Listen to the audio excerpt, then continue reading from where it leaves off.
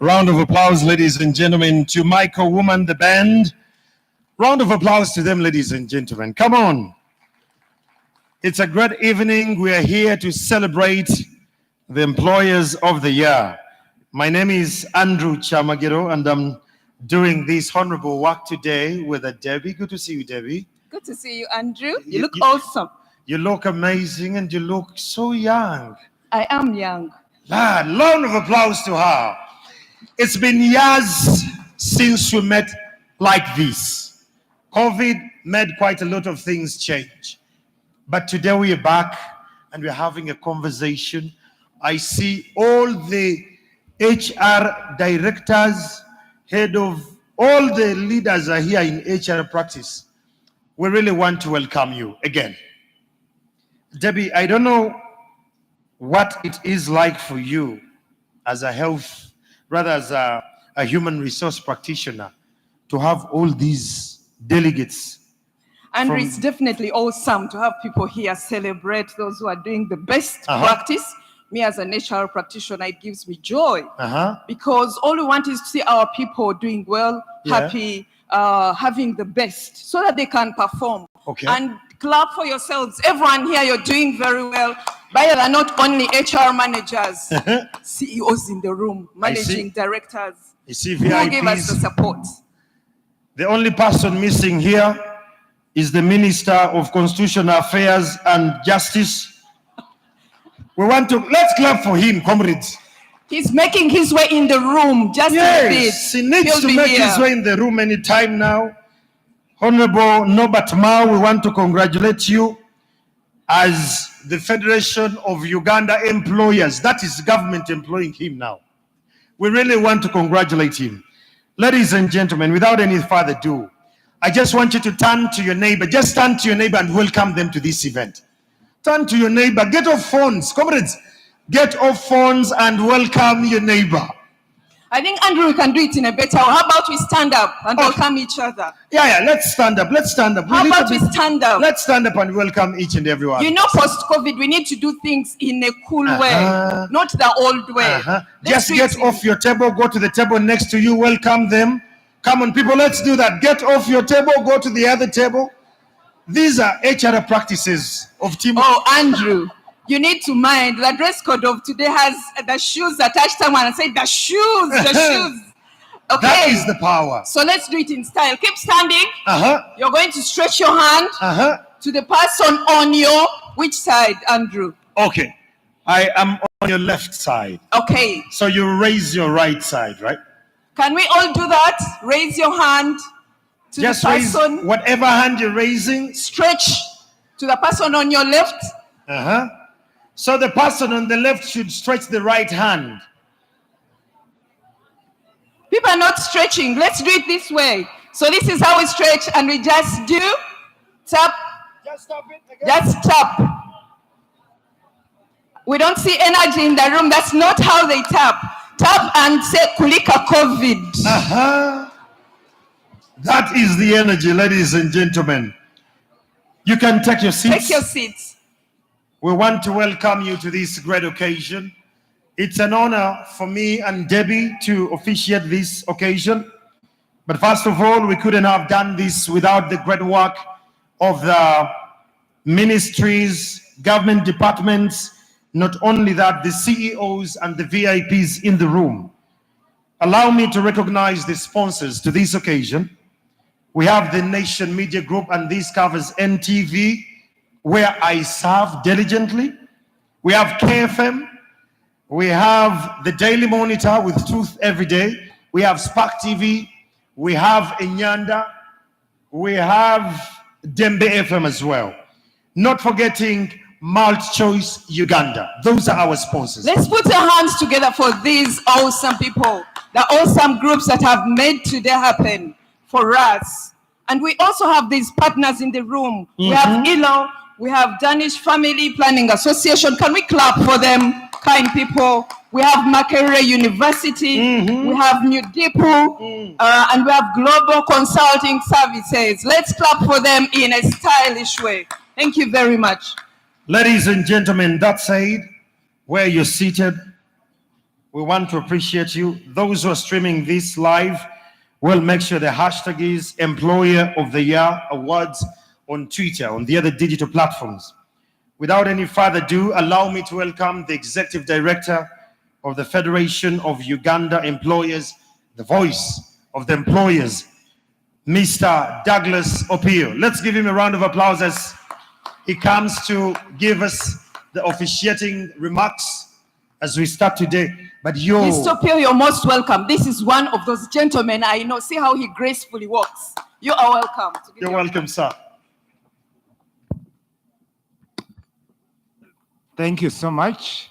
The MCs have a way of raising expectations, but I'm just a humble servant of the employers.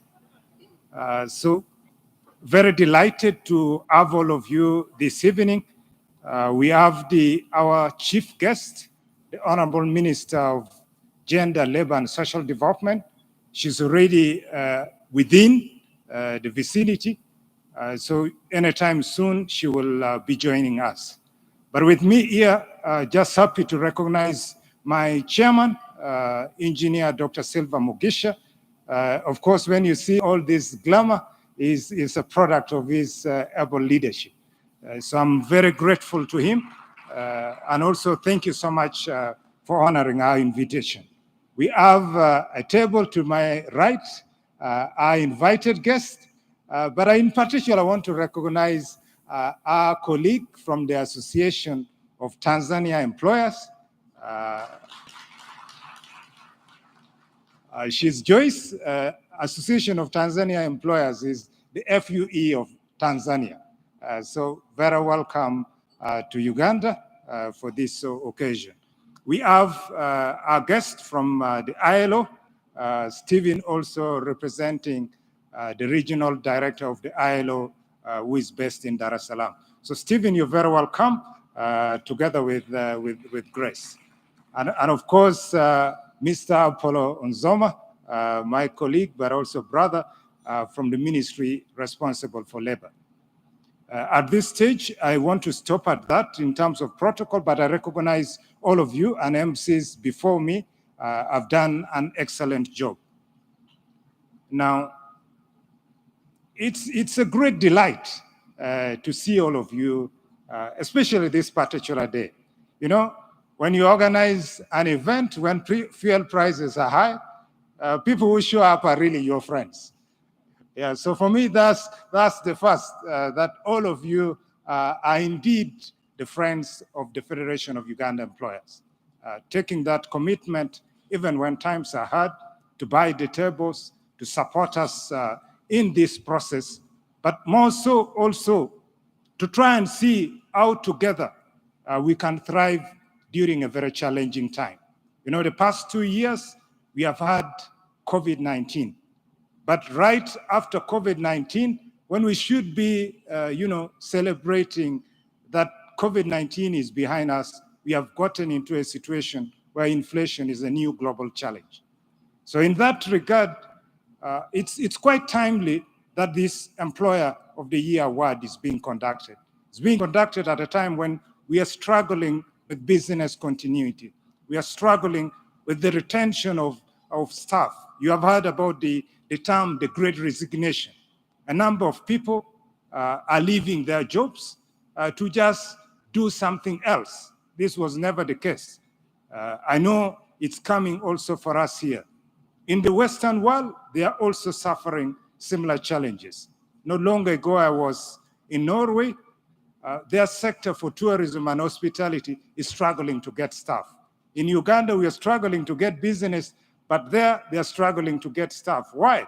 Because largely within the framework of the European Union, a lot of their workers in the hospitality were coming from Sweden. Now, with the lockdown, businesses were low. These people returned back to Sweden, but not many have since willingly returned. In fact, Norway, as I speak now, has around 70,000 vacancies that can't be filled because the people are not just there at all. So I saw a funny advert, a hotel advertising, come and work if you have hands. That's how desperate the situation of the employer is. And that speaks to the importance of an award like this, documenting good practices and then hopefully sharing this good practice beyond even the participating companies. This year also extremely unique, but very good also for us. The fact that we have had quite a number of government ministries participating. That's also a clear indication and commitment also from the government side to uphold good human resource practices, but also business practices. With the support of the ILO, we have also introduced in this particular survey 2 specific categories. One of them is the issue of refugees. We have a number of refugees in our country. Uganda is one of the most hospitable countries in the world. At the moment, as I speak, we have over 1 million refugees in Uganda from the neighboring countries, but also far away from us. And our law is so good that if you're a refugee, you can actually stay anywhere. You can also work. It's not possible in many countries. We don't just restrict you in a camp like it's done elsewhere, but for us, there are settlements. So there are no refugee camps. That's one unique thing with Uganda. So we welcome refugees, we treat them well. Also, as an employers organization, we are keen to understand these employers employing refugees, how do they do it? Secondly, the issue of child labor. Some of you might have read the latest report from UBOS speaking about the rising levels of child labor. Actually, in 2021, it was estimated at 28%.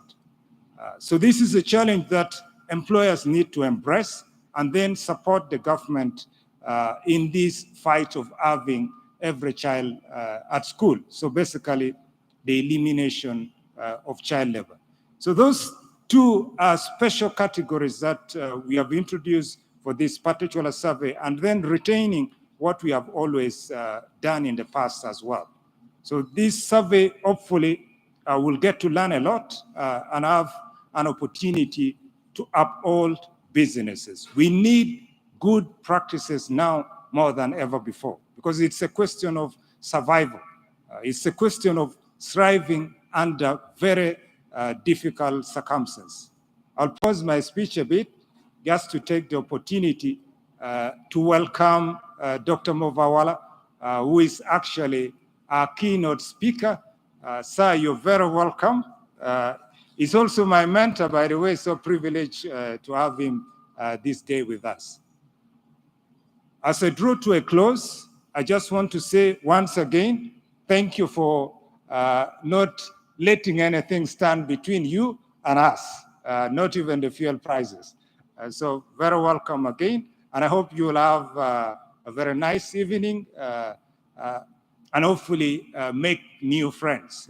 Some of you I'm also seeing for the first time in my life ever since I was born, so I'm also looking forward to making new friends. So thank you so much.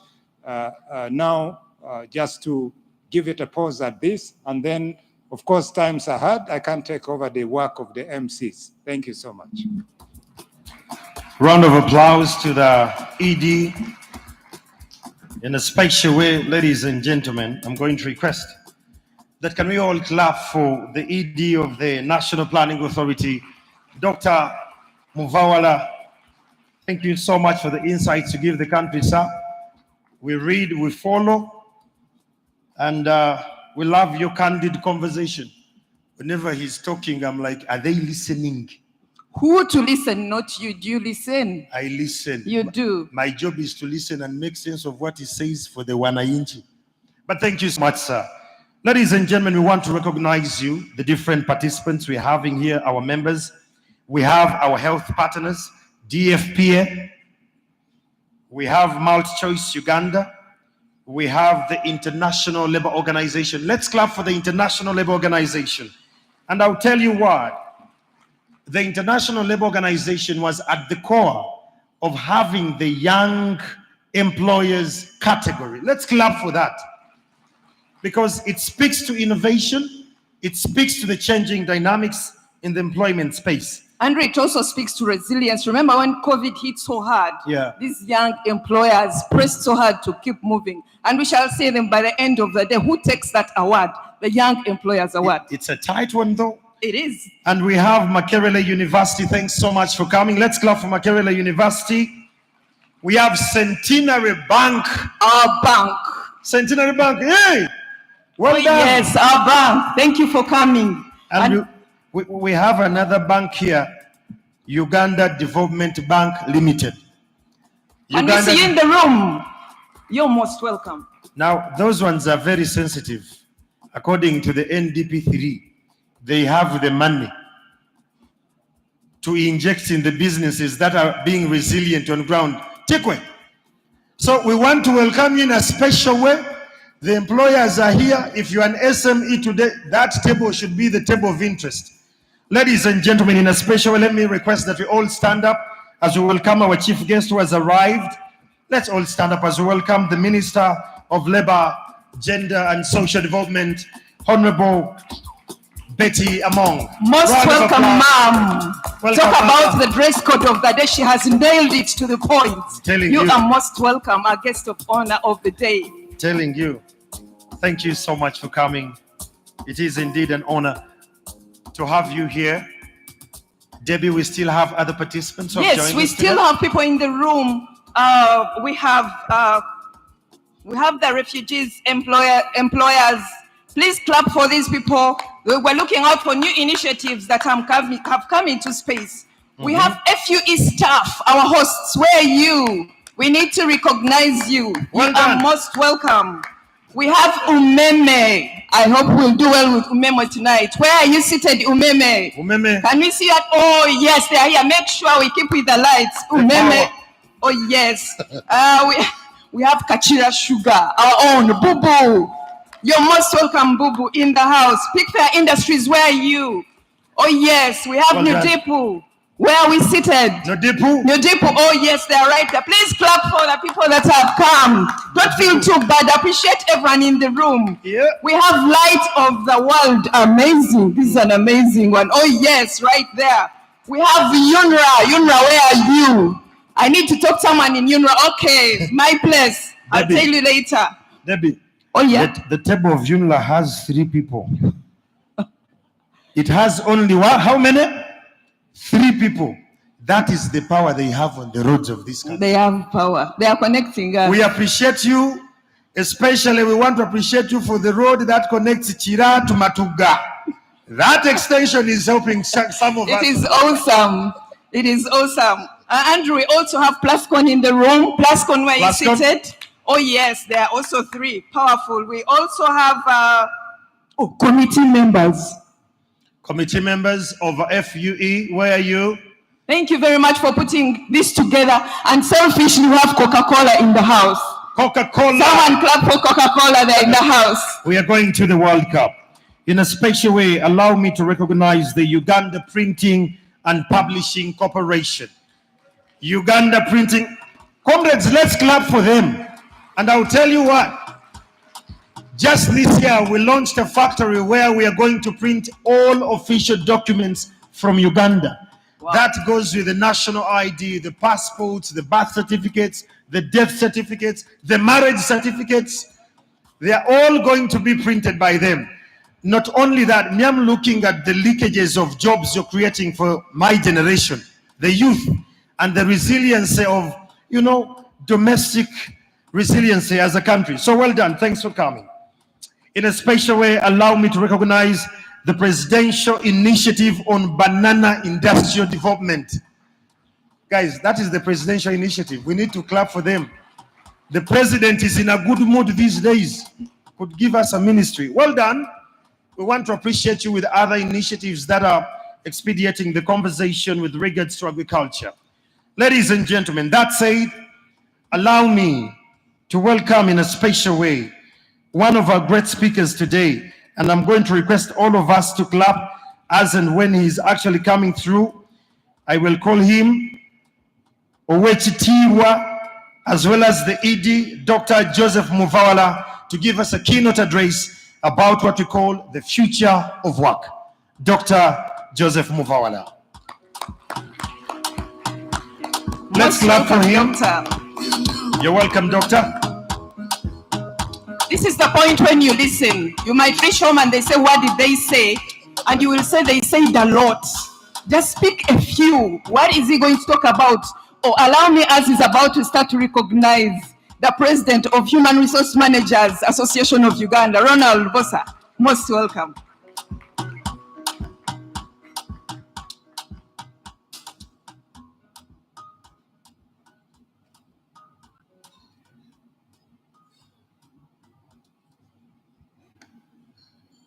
First of all, I beg to be excused. One, that I came late. The guest of honor knows where we were, and we were a bit delayed. I am so sorry about not keeping time. That does not define the future of work at all. Secondly, that I was never informed about the dress code, but I think, surprisingly, I'm fitting in. Third is that I have, since COVID, never addressed such a gathering that is this smart. So if I am intimidated, please excuse me. The fourth is that I have to switch off my telephone if I'm going to make any sense today. So ladies and gentlemen, chief guests, the Honorable Minister of Gender, Labor and Social Development, all the invited guests today, it is indeed an honor for me to address you. I was required by my friend and my young brother to come and address a topic which I find to be very complicated. And I never make such statements. I want to thank all of you for accepting to be here today. And first and foremost, let me thank FUE for the privilege and honor of selecting me to speak to very important people and an important topic, future of work. This is, to me, not a very easy topic to handle, but I'll try my best. I was given a task to talk about future of work, which is quite simple, but very complicated. The reason future of work is complicated is because the world changes every time. The world is changing all the time. Many of us who have lived in Uganda already know that the future of your salaries is not the same in real terms, given what has been happening on the inflation side. I wonder whether you're going to ask for more salaries or to index your salaries. The nature of work is evolving so fast. It is not possible for us to predict the future, but at least we should have some level of understanding of what are the principles we should be looking at as we move forward.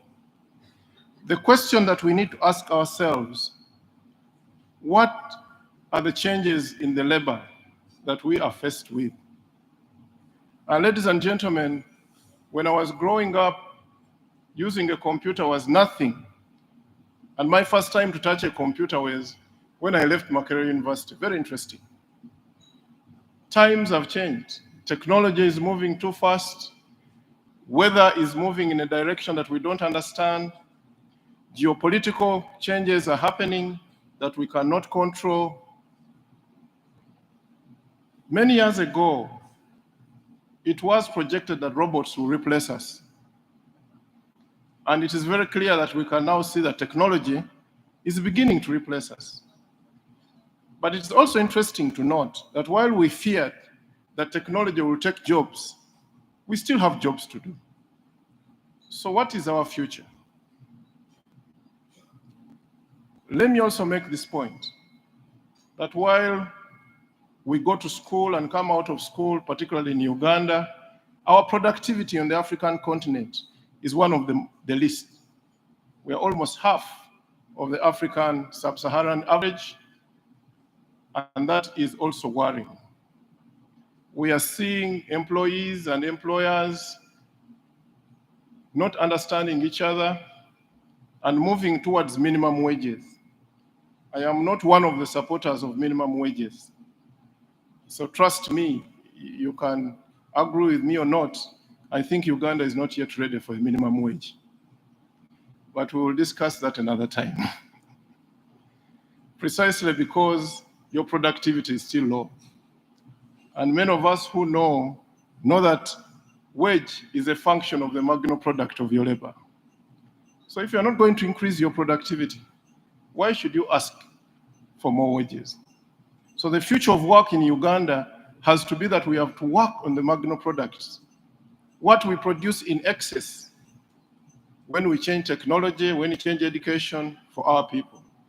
So if anybody expected me to support minimum wage today, the answer is no. So with technology beginning to replace our work, it is simultaneously creating for us a new work environment. In fact, globalization, technology, and demographic changes, as well as changes in society values, will continue to affect the quality and the quantity of our work. Many of us know that when we were growing up, equity and equality were not issues at the place of work. As we move forward, ladies and gentlemen, and for my colleague who heads this association, we should know that fairness, equity, will become the defining issue of organizations. There are certain words I hate to talk about. Many of us are homophobic, and if any of you have worked in international agencies, that is a word you cannot use. But we come from cultures that are different, so it is going to be very important for us in the future to understand different cultures for you to be able to be productive. How do I work in Uganda? How do I work in Kenya? How do I work in Tanzania? Is a different kind of environment. So equity and fairness is going to define organizations. How do we deal with special needs? How do we deal with very talented people? And in most organizations I've seen in this country, the way we deal with talented people is far but dismal. We always call them wiseacres. We always call them problematic because they do not fit in the institutions and in our minds and thinking. And the bosses present here never want to be challenged. The future of work is going to be challenged. The future of work is going to be critical thinking. That is the future of work. It's not going to be bureaucracies. It's not going to be procedures. The future of work is going to be output and outcome. I always ask my team, don't tell me how you traveled from Kampala to Mbarara and how you got an accident and how, just tell me what did you deliver. Actually, the future of work, when I heard my colleague talking, given the fuel prices, the future of work in Uganda is that we're going to work at home again. And I have already started in my institution allowing people to work at home who cannot afford fuel. It's a reality that is coming. Why do we have to wait for COVID?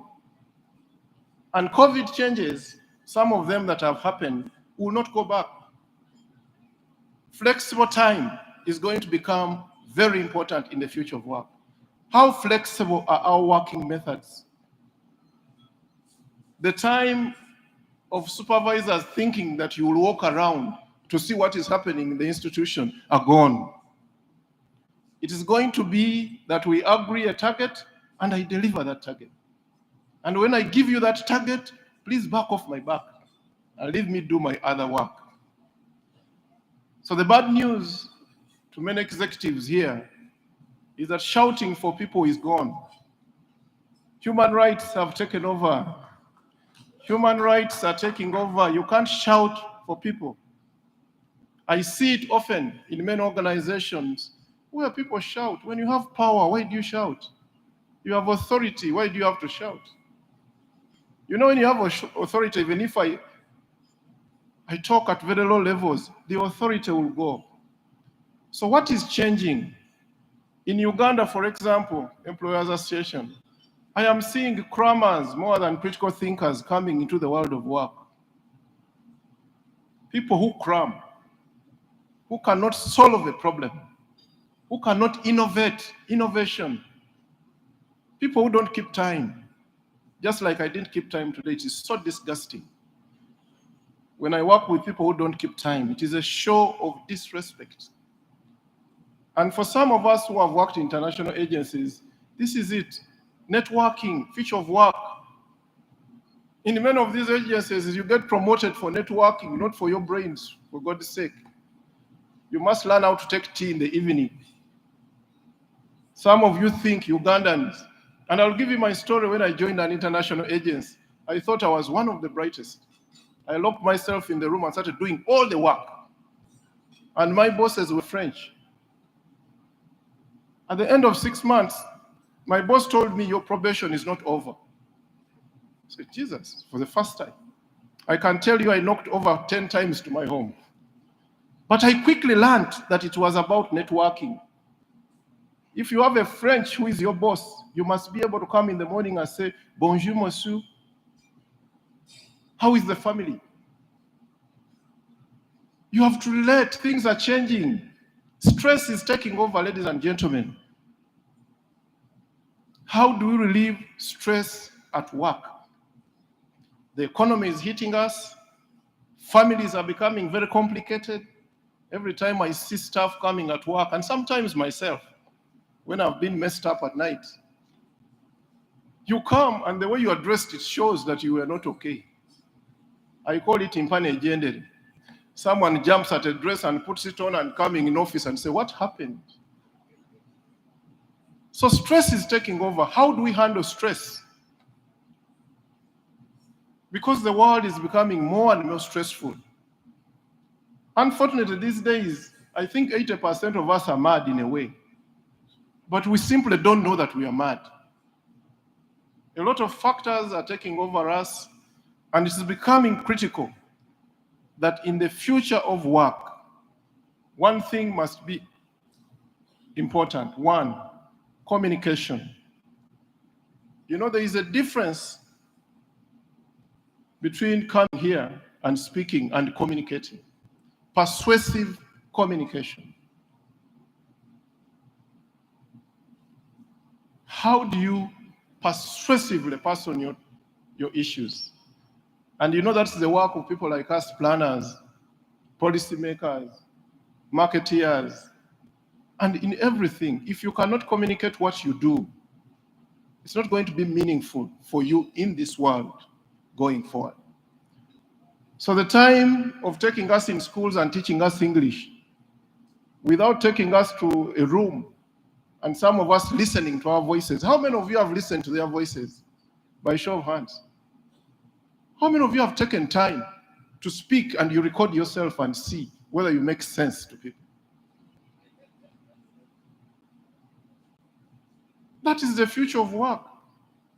How many of us know the etiquette that if I'm going outside Uganda, I'm not going to start by, I am called Muvawala Joseph. Muvawala is so complicated a name. By the time you say it, somebody has lost you. You start like, I'm Joseph. Then when you come back to Uganda, go back to your Muvawala Joseph. But when I'm out there, I start like, I am Joseph.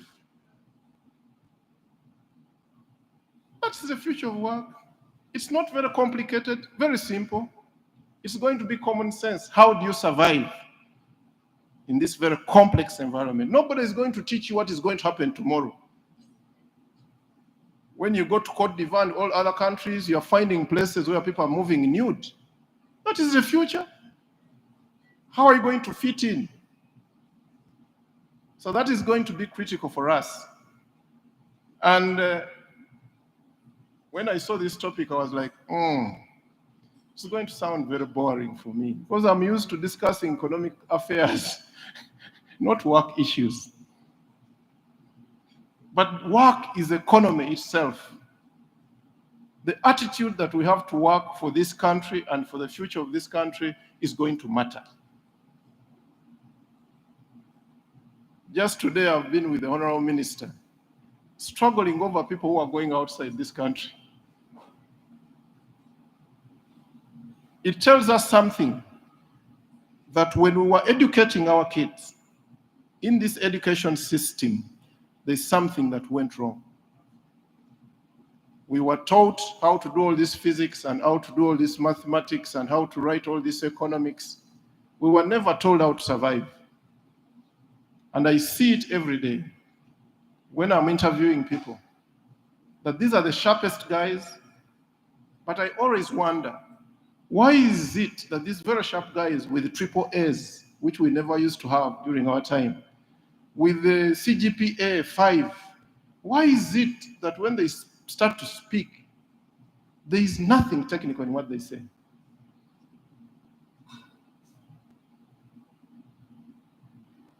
The future is in being simple.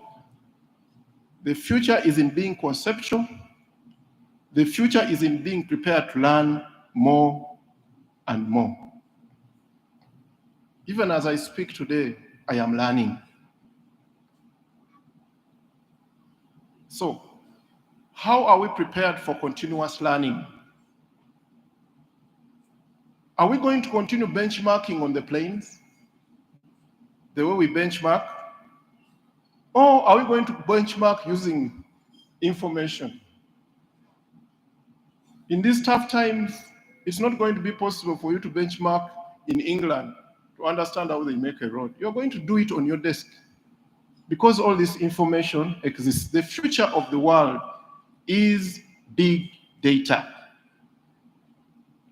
For anybody who is working, data is going to be the future of work.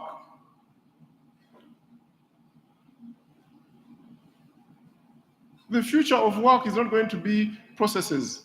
It's going to be outputs. Many organizations no longer have human resource officers. They no longer have people running payrolls. Because you do a payroll in 2 days in a month. And then the rest of the time, I am Mr. Payroll Officer. What are you doing for the 28 days in the month? The future is going digital.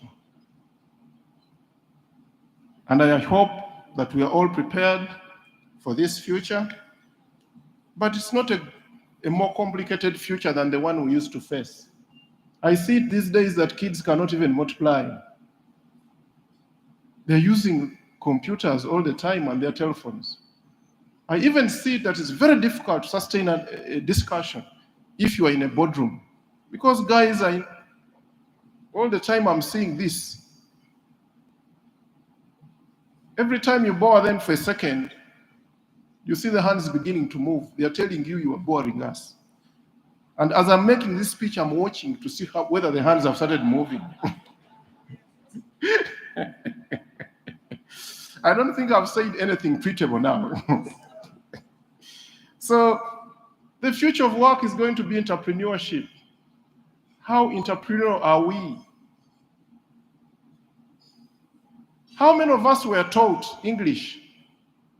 And how many of us were told that when you learn good English, you can become a good editor? By show of hands, how many of you are looking for editors all the time? You don't look for editors in your institutions? I am looking for editors all the time. And I can't find them supplied. How many of us were told that this chemistry we're doing was life? That it was about salt, it was about soap, it was about all this kind of thing. The future of work is going to dictate what we study. It's going to be based on projects. It's going to be based on teams. You're not going to survive as an individual in this world going forward. So how prepared are we to create teams? The majority of us use the word team to pass interviews. Every time you get a manager, how do you create a team? Can you give me the process of the team? Then why are there fights in organizations all the time? Why are there cliques? The future of work is going to be psychology, it's going to be sociology. Understanding the problems around the people that we're employing is going to be more important than the qualifications. Management principles have to change with the future of work. So how do I conclude? Because I hate boring people. I conclude, don't prepare for the future. Simply be ready for the future. Because you don't know what you're going to find. Don't prepare for it. Simply be ready. Go for the principles. Go for the concepts and prepare yourself for a different environment. Mr. President, you're going to allow us working at home. Mr. President, FUE.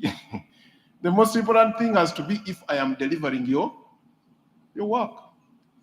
I want offices are going to be important anymore. The future of work is going to be open space. Not these offices that we lock ourselves in and start getting so stressed and sometimes even sleep while watching TV. I see a lot of TVs in many of our offices, including mine. I don't think that is going to be possible going forward. So we are going to see lean organizations. Lean organizations. We are going to see digitalized organizations. We are going to see more stressed workers. And we are going to see technology. I hate speaking and others don't speak. Now it is your time to speak. I have prepared a statement which I will hand over. It is not in my style to read. It is in my style to talk off cuff and give you my heart. I have given you my heart. But please don't take it. It is for my wife. I always take questions, even when I am a keynote speaker.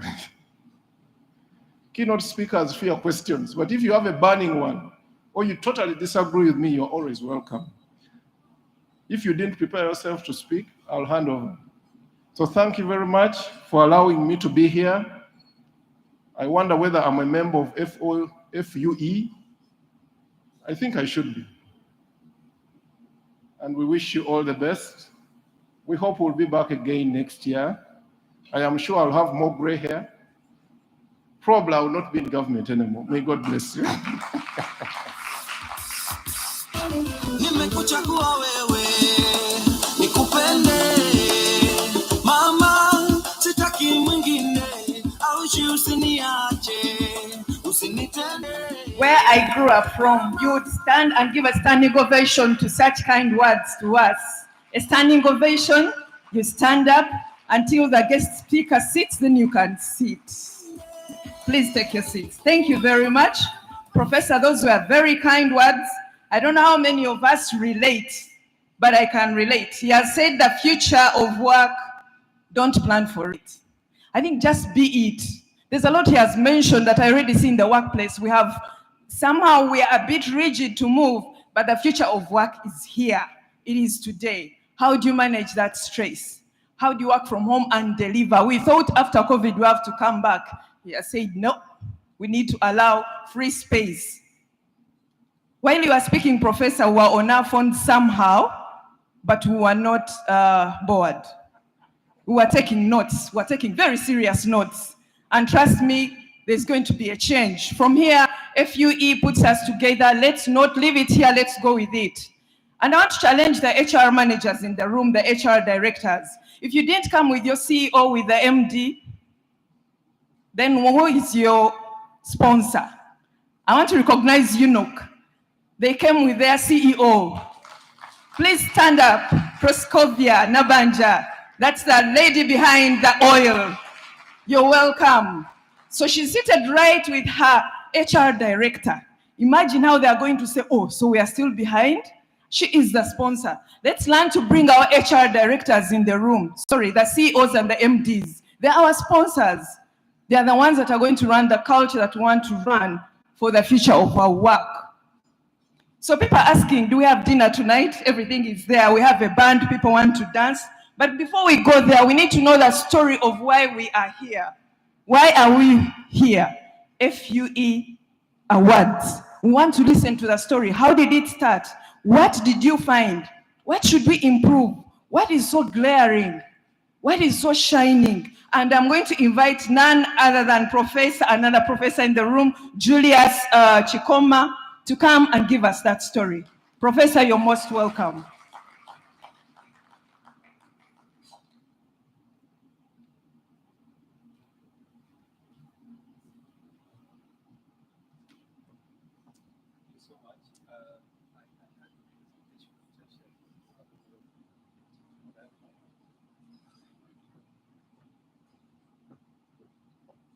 Thank you very much. The master of ceremony, and good evening, everyone. You know, I was worried when the master of ceremony mentioned that we have dinner, and yet I'm actually going to talk about another form of dinner. As they have introduced me, I'm Chikoma Julius. I'm coming from Makerere University. I'm the head of the cooks that prepared a very special meal for today's awards. And as a head of the cooks, I'm going to simply just play the role of a chef to just take you through a bit of the ingredients that we used to come up with the awards menu. And then we will leave you to wait for the plates that are going to be served from our kitchen. This kitchen is composed of a very, very hardworking team, and please allow me to first recognize them by asking them to stand. My team from Makerere University, who are part of the research team that I know that many of you actually interacted with. Thank you very much. Please sit down. So that is the team I was working with on the survey whose results we are going to share here. And they did a great job. But more importantly, for that job to actually be successful like I know it has been, it depended on your cooperation. And we are glad to see that many of you came to witness how we project the stories that you told us about a very important topic that is very crucial to how we are going to actually manage the future of work. And I'm actually very happy to see that we are going to share with you stories of the concept of resilience against the backdrop of a very important keynote that my brother has given. My brother Joseph Muvala, we come a long way, and he knows, that's why he's laughing. We're in the same hall at Makerere University. And as you can see, we were gentlemen. We keep being gentlemen. Thank you for keeping that up.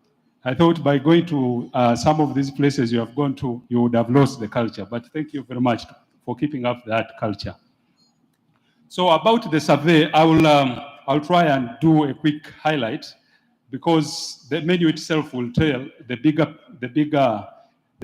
and larger insights that we found in terms of the stall of resilience of all of you employers here tonight. I will say that right away from the beginning, these surveys and the focus of these surveys are actually determined by you, the employers, through the technical committee that was set up by the Federation of Uganda Employers. You determine what we, the researchers, will actually do research on in order to identify those very important practices that should guide your practices going forward. So this topic was given to us by you. All we did was to try and put an intellectual lens to it, because the word resilience is an everyday word. It is really about, going through problems, but finding energy, finding that spirit to bounce back, and not only come back to where you have been, but actually to even pass that position you are in to thrive. So we think that this story of resilience is very, very foundational in terms of building the capacity for being able to, address the challenges of the future of work as have been elaborated by Dr. Joseph Muvala. Employee resilience or employer resilience is really a double-edged sword, as we are going to see. It is about resilience of the employees, but more importantly, it is also about resilience of the whole organization and about resilience of the whole community in which this organization thrives or in which this organization operates. And it is about resilience of the whole society in which these organizations or as an ecosystem survives. So as we will see, a number of things have to be in place in order for the individual in the organization, for the organization in the community, and for the community in the larger society to be able to build the capacity to face the challenges that have become so very, very, very common. So there were two parts to this survey. We designed a set of tools that were supposed to help us examine a range of issues around the question of resilience. One part was to ask as many employees as possible, both management staff as well as non-management staff. And what we wanted was to really quickly get a sense of how do the staff in this organization feel about the different initiatives that management has set up to try and drive the organization in the direction the organization wants. So 2 sets of information we sought from you, and we were keen to see that these 2 sets of information, both from the staff and the management, talk to each other. In other words, we didn't want to see a situation where management staff is praising everything that is taking place in the organization. Then on the other hand, the employees are saying, these things are just breaking our backs, and we don't see any use why we are going through all these things. So that is one important issue in terms of how we were weighing how resilience was being built in this organization in terms of those who design the systems, those who design the policies, and those who actually live the reality of those policies, the reality of those conditions that the policies have put in place. And this was done through either you responding online or answering on a hard copy that my team came with to your places. The second aspect to this survey was, again, an in-depth interview. We thought that it's not enough to just hear from responses that you have given to us that are predetermined. You are just ticking that, yes, this happens, yes, this happens. We also wanted to find out from the HR people and their team, what is the story behind these good views that employees are expressing about the different aspects of resilience? So we had in-depth interviews. We wanted to see what impact do these practices, these interventions, and also these responses these people are giving us, do they actually translate into actual outcomes that we can see, that we can test, that we can actually feel and sense that, in fact, the way that these employees are very happy, it's because of that policy, and actually we can see that it's actually also is meaningful to a lot of other things that employees pass through. The other condition that we based on was that we needed all these views to talk to each other and ensure that every organization and their responses to these questions were corresponding. Not doing very well on one element and then doing so badly on the other element. We wanted to ensure that whoever will pass through this sieve is representing good practices along the whole dimensions that we investigated. I think they have not shared the slide, so I will just try and just give you a picture.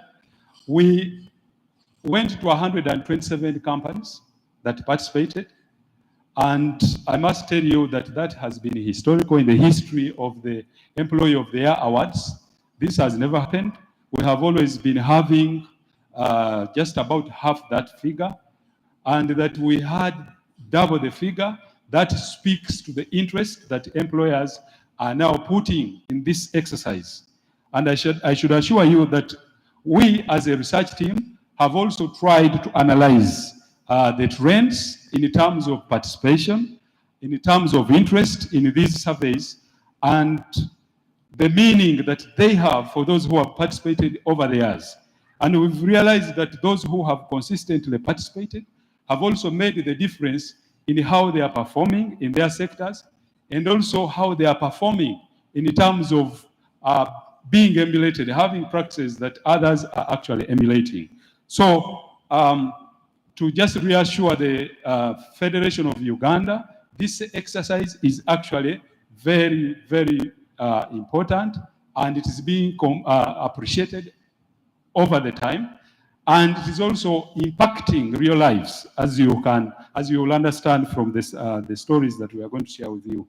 So there were 127 companies, and we got responses from 3,119 employees that gave us answers.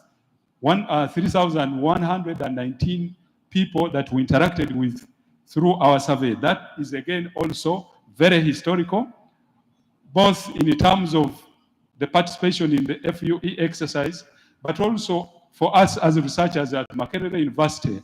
A response of 3,000 is very rare.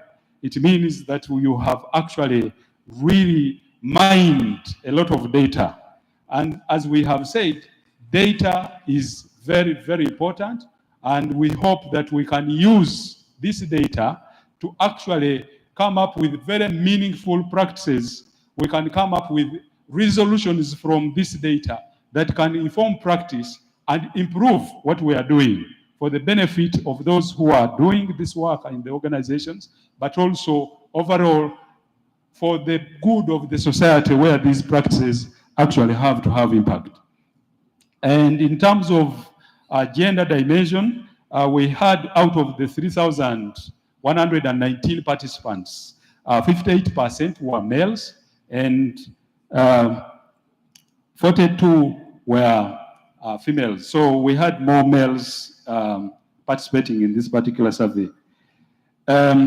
Why the focus on resilience? I should just mention this once again, that the fraternity, the HR fraternity that makes up the majority of the technical committee felt that COVID-19 was not a once-off.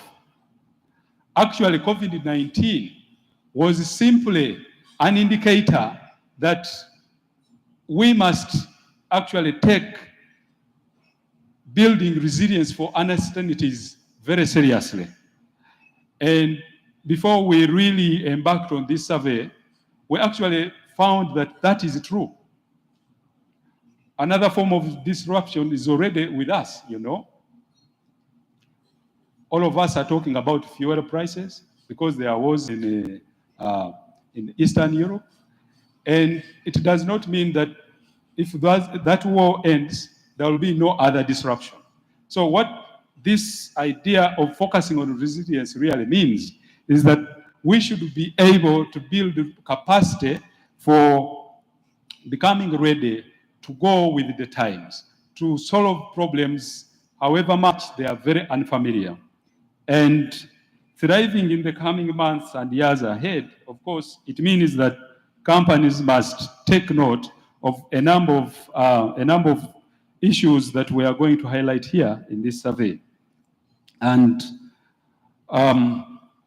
what we found is that one of the key things that will help a company build resilience is balance. Balance on a number of elements. One, the balance in terms of being resilient technologically. And that has already been spoken about by the keynote speaker.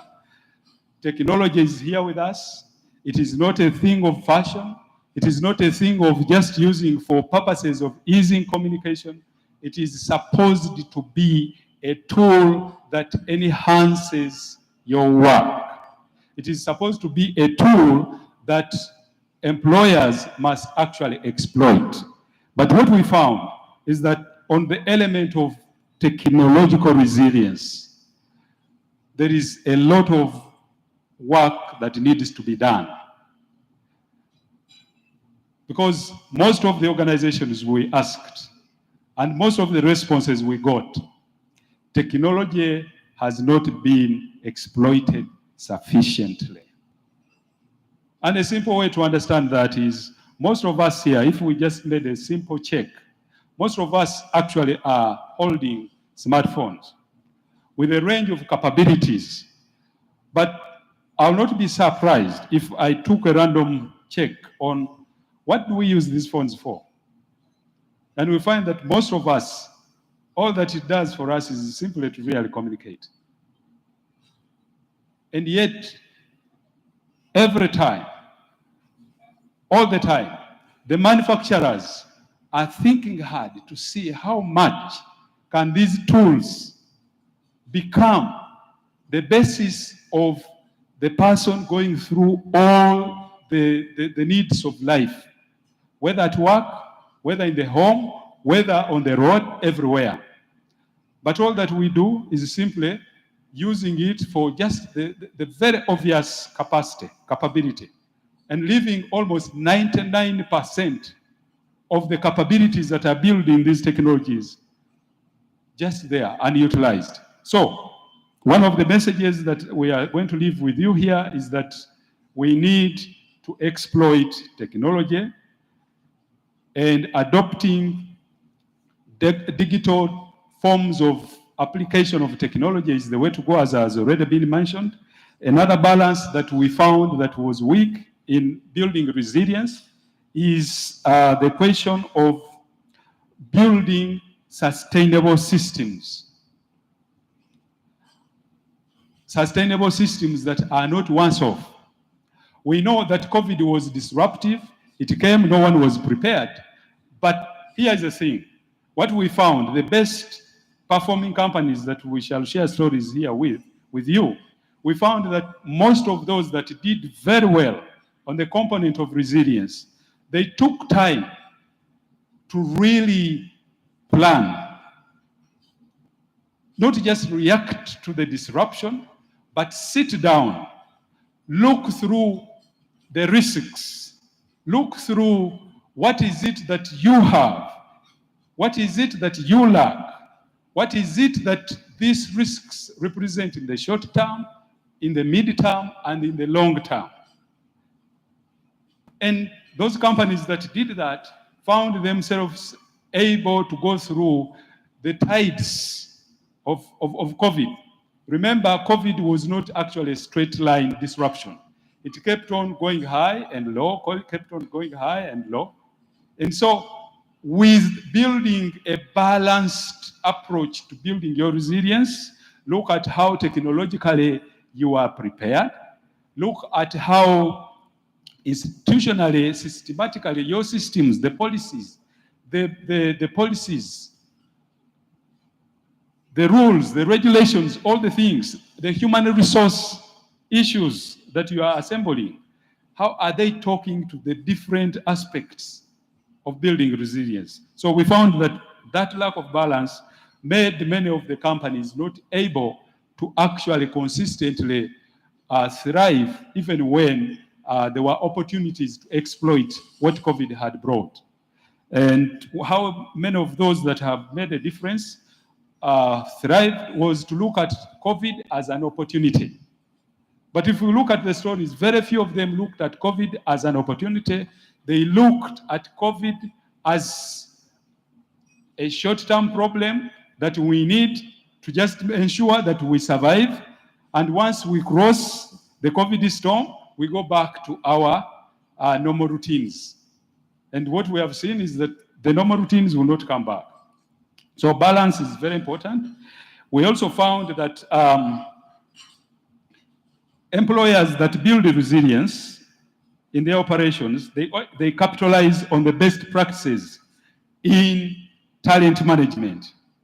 The people question is very foundational. Paying attention to the things that matter to your employees is very important.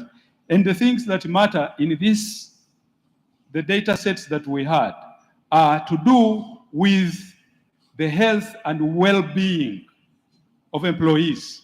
We found that the connection between those organizations that have built resilient systems that have been sustainable over the years are also ones that those systems have actually paid very significant attention on this question of health and wellness. And when we talk about health here, we're not talking about only physical wellness. We're actually talking about whole wellness that includes mental wellness. We found that mental wellness is still a very, very problematic issue, especially the things that came with the COVID, isolation, fear, anxieties. These are elements that are not tangible, but they are very powerful in affecting employee behavior. And we found that those companies that build systems that focused on a balance of both physical and mental wellness also made a difference in how they actually exploited the talents in their organization. There is also another important development that we discovered in the data sets that we have. We found that companies that paid attention to other important and emerging social issues also made a difference in how they performed, in how they weathered the COVID storm, and also how they have actually built sustainable practices. A very important issue, social issue, there are two. The issue of employment of people with disability. We found this is a very important emerging issue, and yet employers are still doing very poorly on this very important social issue. Most of you we found, and almost like in a chorus, whenever we ask about, do you really have a policy? Do you deliberately go out to recruit people with disabilities? And everybody was saying, yes, we don't discriminate. But what we found is that that is not sufficient, because people with disabilities also find out, yes, these people are saying they don't discriminate. But how many people with disabilities do they have on their staff list? And again, we found that majority of them don't have. Then we asked them, but are you aware that these people exist and they have better, some of them even have better skills? And they were quick to say, yes, but we know, so how do we do it? So what we found, those that have been able to actually take advantage of this, is that they stopped simply singing the song of we're an equal opportunity employer, we don't discriminate, but they actually have become advocates of people with disabilities. How are they advocates? They build the systems that allow for people with disabilities to actually be able to live within the environment of work without discrimination and without fear of being seen as a special employee.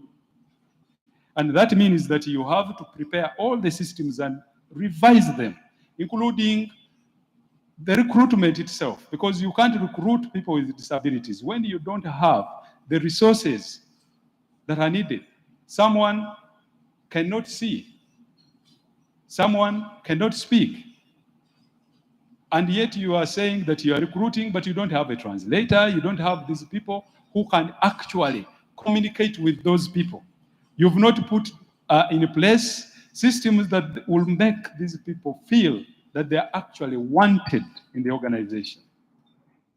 So that is another message that we found, that resilience cannot be discriminative. Building resilience in your company cannot be about those people that are majority in the organization. In fact, those that looked out for the minority actually reaped dividends. And as you will hear the stories, it's very interesting that some of the companies that took this as their responsibility to promote these people, they networked with a number of organizations, associations, and they even included in their adverts, just like we always put the issue of gender, they also included the issue of persons with disability as especially encouraged to apply. So these are some of the quick insights that I can share with you.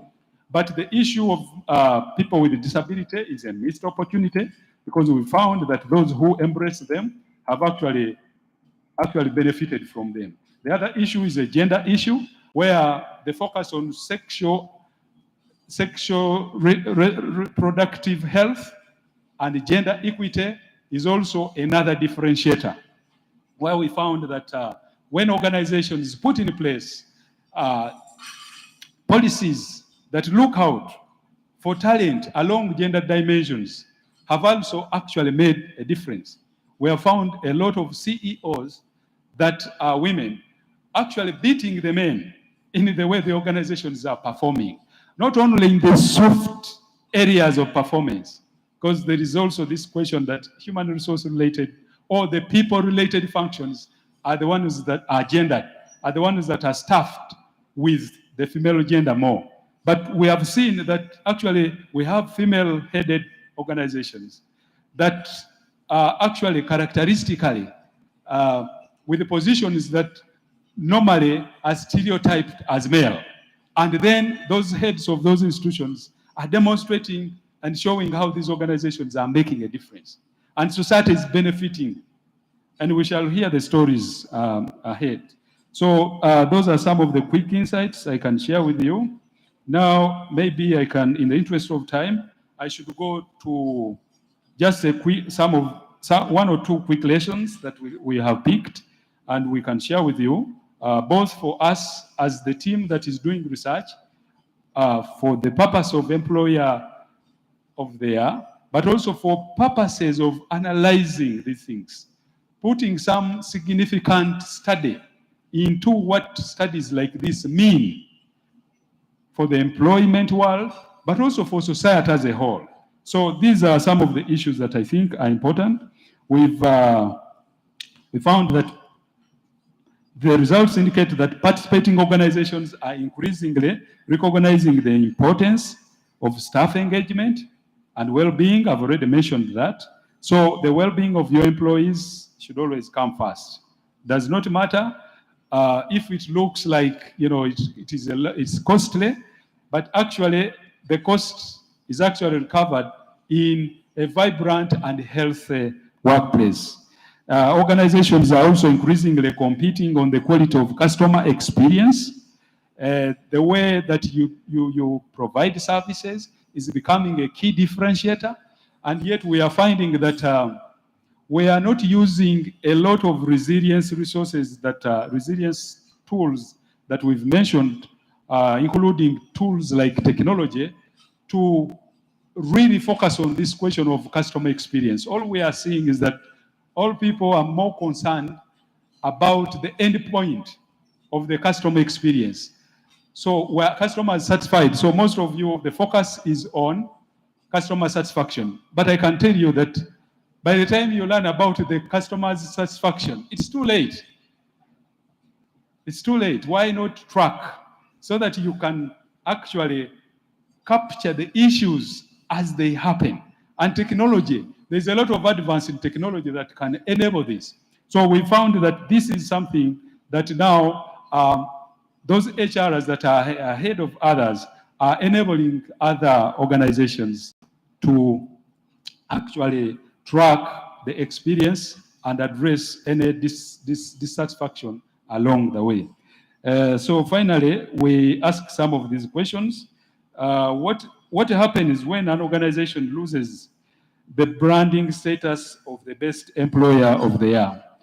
We have been part of this exercise for this is the 4th edition, and we've started recognizing that there is some kind of fatigue in participating in Employee of the Year. So we want to put this to significant study and see how do we actually revamp this exercise so that, employers keep being interested in focusing on the question of being the best employer, who focuses both on being the employee of choice, but also having the best employment experience for the workers and also the customers that experience the service. The other thing also that you should take from us here is that there are organizations that operate across economies, and again, they also find issues with, being consistent in one economy, and yet the other economies have a very different way they address questions of a best employer. Some of them don't have the kind of rigor, don't have the kind of focus that we have in Uganda. So sometimes, again, that affects how much the employers want to participate in these exercises. But in the interest of time, allow me to end here. We thank you very much for allowing us to walk into your organizations and sharing with us the insights. Wait for the beautiful stories that we've written about you to come. Thank you so much. God bless you.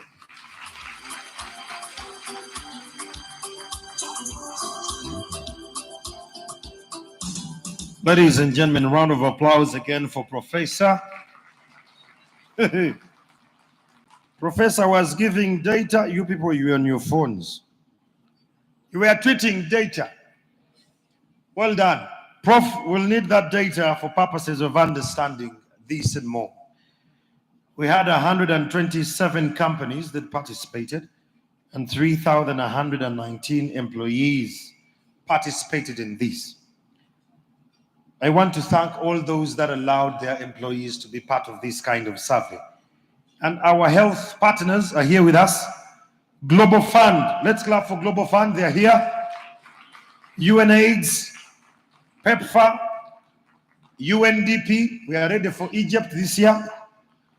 The climate change conversation. The Ministry of Health, let's clap for the Ministry of Health. You kept us safe during the turbulent times of the pandemic. We have USC and DFPA. Our friends from Tanzania, Kwaheri. Our friends from Tanzania, there is another one from Dar es Salaam there. Dar es Salaam, we had someone from Dar es Salaam around that area. What is he? He left already. Our friends from Tanzania, thanks so much for coming. We want to send our greetings to Mama Suluhu. Hey, in East Africa, the only woman, she meets these other men, they are discussing. She looks like a mother. She tells them, wacha, wacha, wacha, wacha. But we are really so gratified to have you here. And thank you so much. Great regards to the teams in the entire region. Let's clap for Tanzania. They responded to our invitation. I don't want to bore you because we have had enough data and statistics. We're here for fun and understanding who won this and who lost this year. We're going to have the band, that is Michael Wuma and Jose Saxon, the band. I see Emma Drago. They're all here, they're ready. And we're going to have our dinner. So we have two serving points. We have one this side, and we have one on this other side. We're going to go table by table. We're going to have ushers who will help us. But like it is here, we are going to start with the table with our guest of honor, the Honorable Minister of Labor, Gender and Social Development, as well as our board chair, Mr. Silva Mujisha is equally here, and our ED, the president of the Federation of Uganda Employers.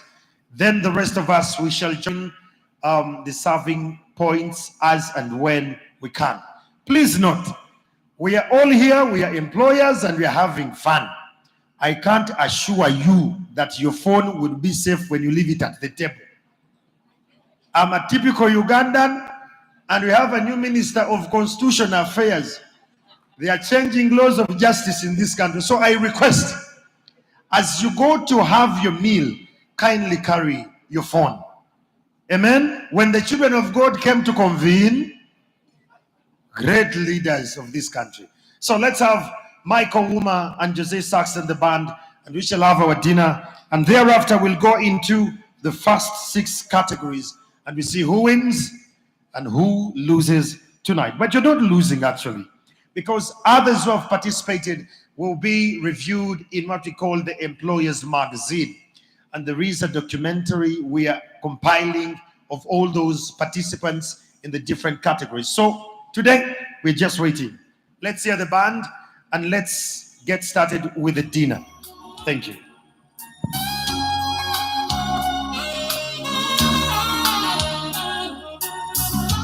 Talk about love, talk about trust, talk about forever, baby. When you talk about us, give you my word, stick to my guns. Believe me when I tell you, baby, and we just begun. You don't understand, no. Full intent of my blood, baby. I wanna be sole provider, yeah. Baby, I wanna stay that way for the longest time.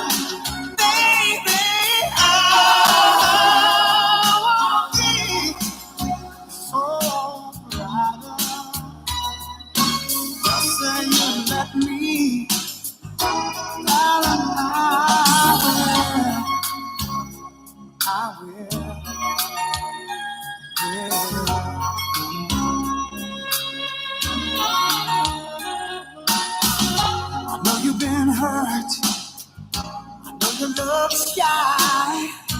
You don't have to say it, baby. It's gonna take some time. You got my heart in the palm of your hand. Swear it's gonna stay there, baby.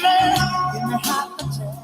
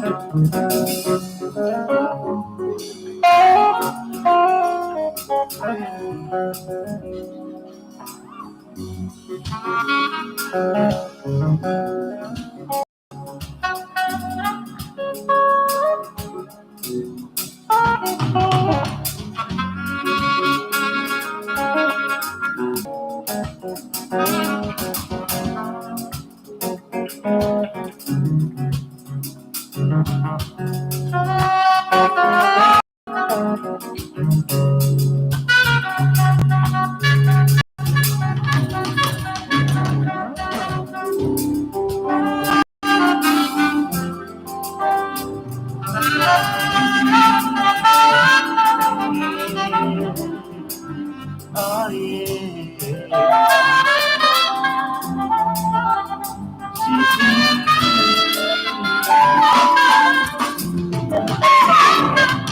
Machozi yangu yote inamalizika, niye nitalala na nani?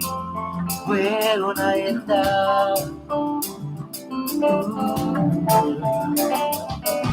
wewe peka ni mawazo,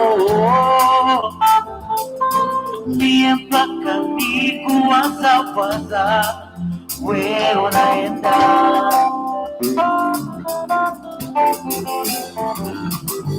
kama ile njia yako tata, kama ni maisha yako pesa. Wewe dada, mina njia Raylon, Raylon, Raylon, seems that's the way. Mina sema Raylon, oh Raylon, Raylon, seems that's the way. Mina sema Raylon, oh Raylon, Raylon, seems that's the way.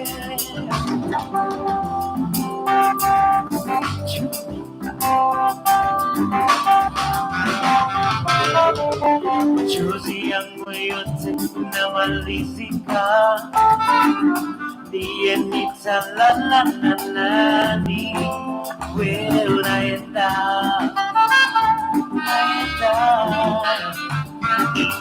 ndiye mpaka ni mawazo,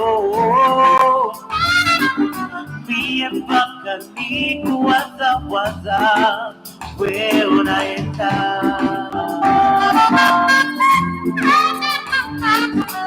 Kama ni maisha yako kwenda, kama ni maisha yako kwenda, we dada, minasema rail on, rail on, rail on, seems that's the way. Minasema rail on, oh rail on, rail on, seems that's the way. Minalia rail on, rail on, rail on, seems that's the way.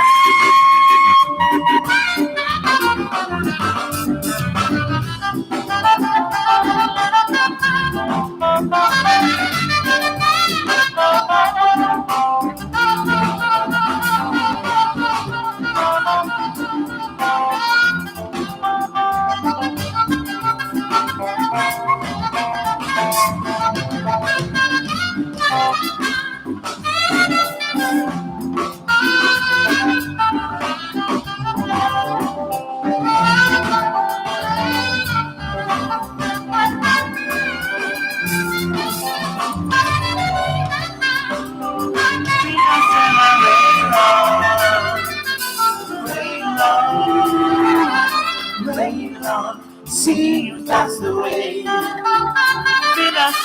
rain on, rain on, oh rain on, see you, that's the way.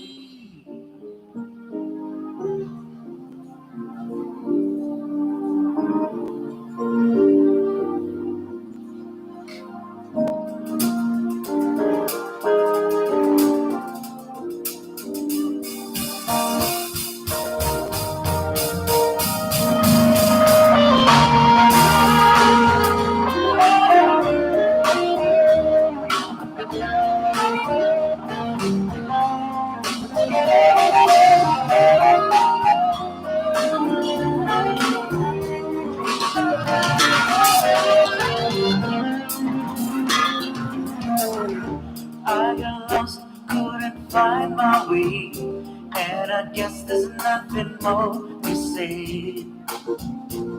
Cause love can make you blind, make you act so sad, and I'm here, so here I will stay. Now every day goes by, every day, and every day I fall. Every day, now do you ever wonder why? Every day, why you love everything about? Well, every day I say I try just to make my heart beat still. Till then, everywhere there is to cry, I sense to speak free. See, keep me every happy on my feet. I can't know how to explain. I'm still alive, and this fire inside will never see the light of day. So every day I cry, every day, and every day I fall. Every day, now do you ever wonder why? Every day, my life is nothing really you. So every day I say, I'll try just to make my heart beat still. Till then, everywhere there is to cry, ourselves to sleep. You'll never know. No, no, no, no, no. You'll never know just how lucky you'll never know. No, no, no, no, no. You'll never know. No, you'll never see.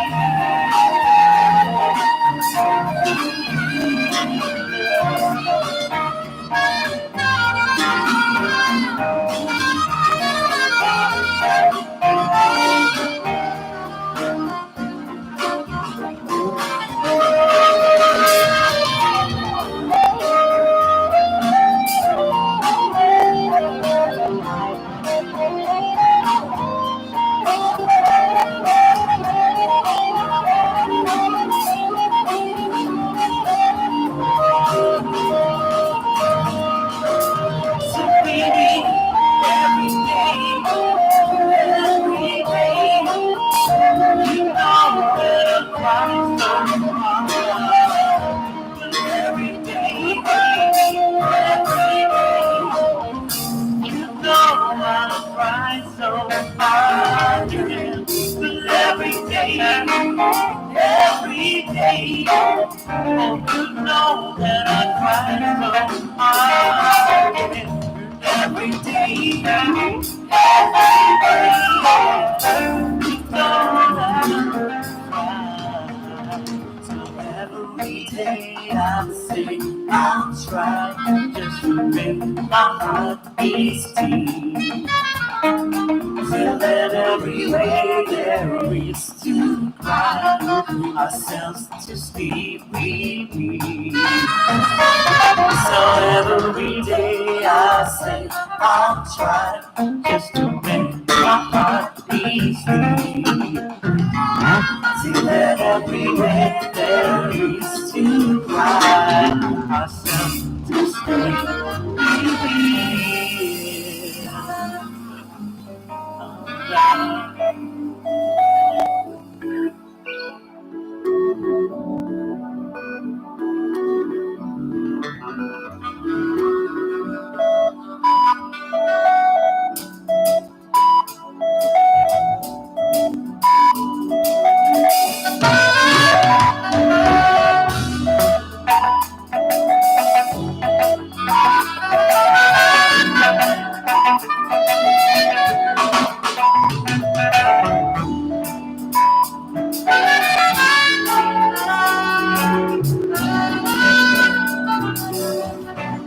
Every girl deserves to feel like a star. I know you were, I know you were. Every girl deserves to feel like a queen. I know you were, I know you were. I know who you were when I met you. That one day I will be able to say yes to you. Good vibes and I'm grateful. It's obvious to me that you're special. I'm ready to give like I never did before. Looking like it's an open door. You don't know what's in store for you. Never needed so much more. Heavy is your crown, but still you hold me down. I hope I never let you down, my love. Every girl deserves to feel like a star. I know you are, I know you are. Every girl deserves to feel like a queen. I know you are, I know you are.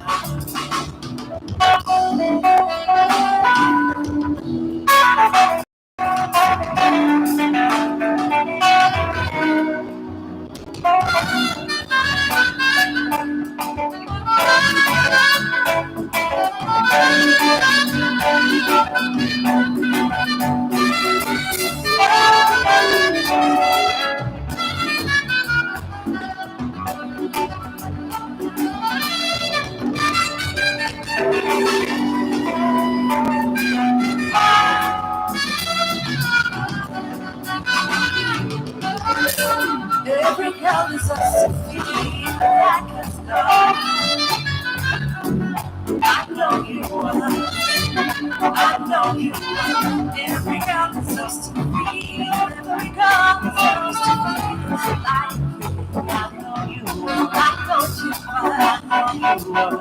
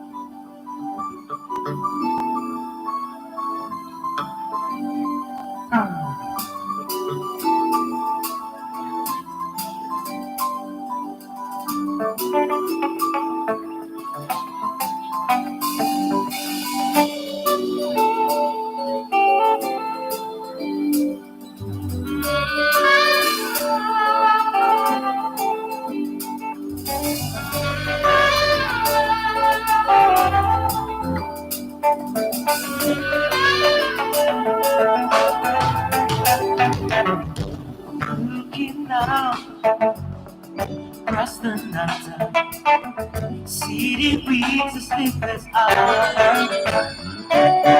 Hear her voice, shut my window, sweet seducing inside. Don't you get me out to the night, for what will hold me tonight. This town is just an apple. Will you take a bite? Stand around till I meet your wife. Why does it do it that way? Tell them that it's you and meet your wife. Why does it do it that way? 'Cause I'm reaching out, touch a stranger, but electric eyes are everywhere. And I see that girl, she knows I'm watching. She likes the way I sing it. I'm still why spend the night to and meet your wife. Why does she do it that way? But I'm still why spend the night to and meet your wife. Why does she do it that way? Still I'm having this way. I'm living this way.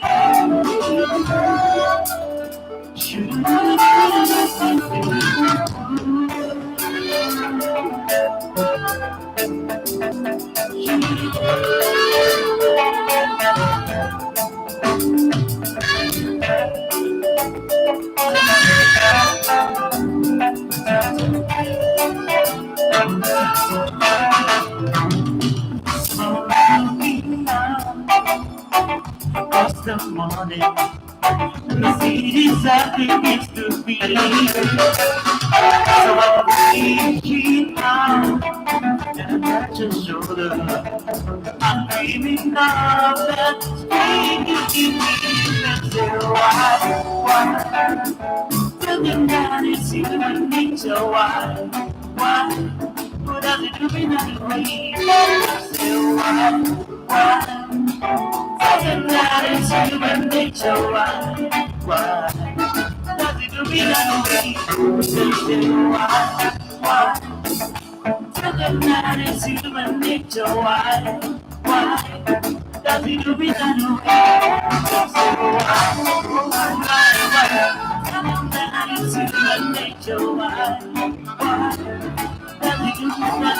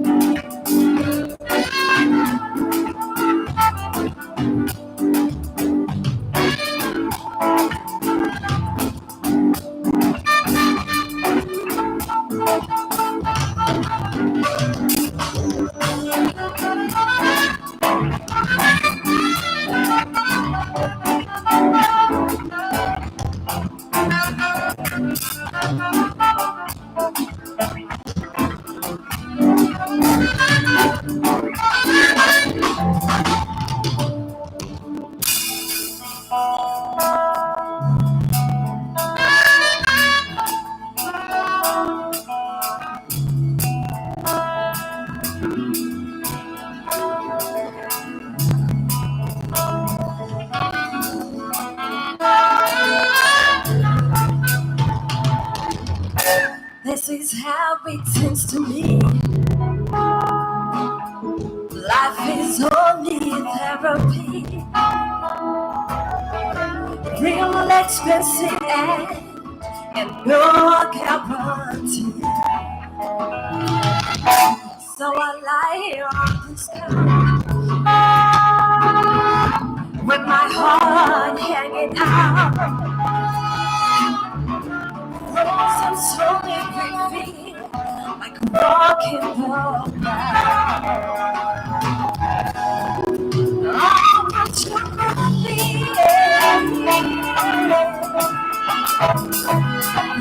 give me courage, I take no mind. You love me. I can't go with you, stay where I am, so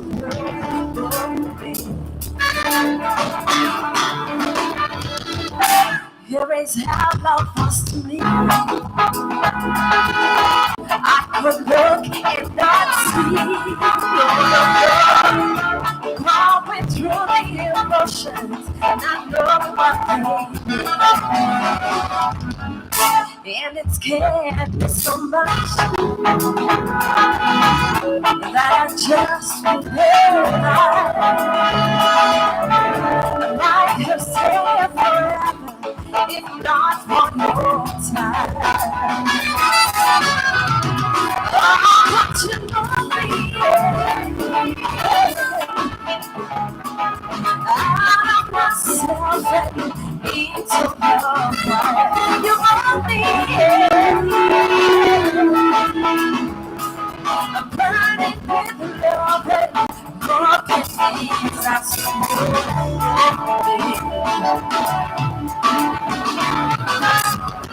you go whistling in the dark, making light of it, making light of it.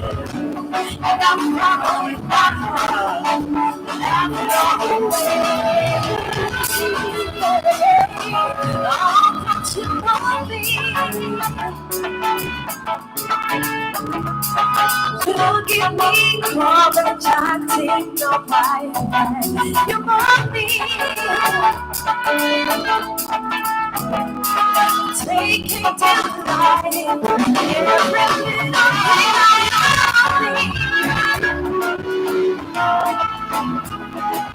you give me courage, I take no pride.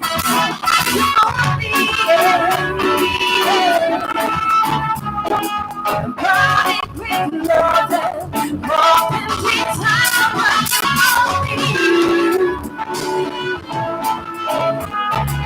You give me courage, I take no fight.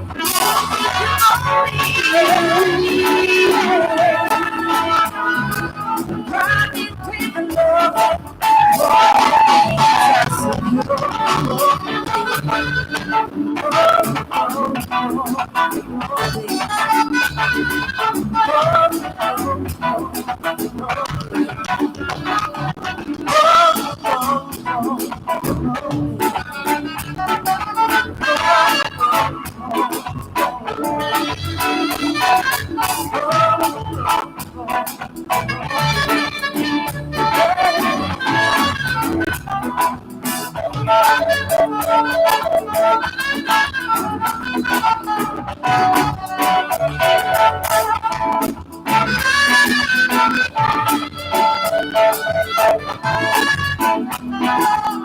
and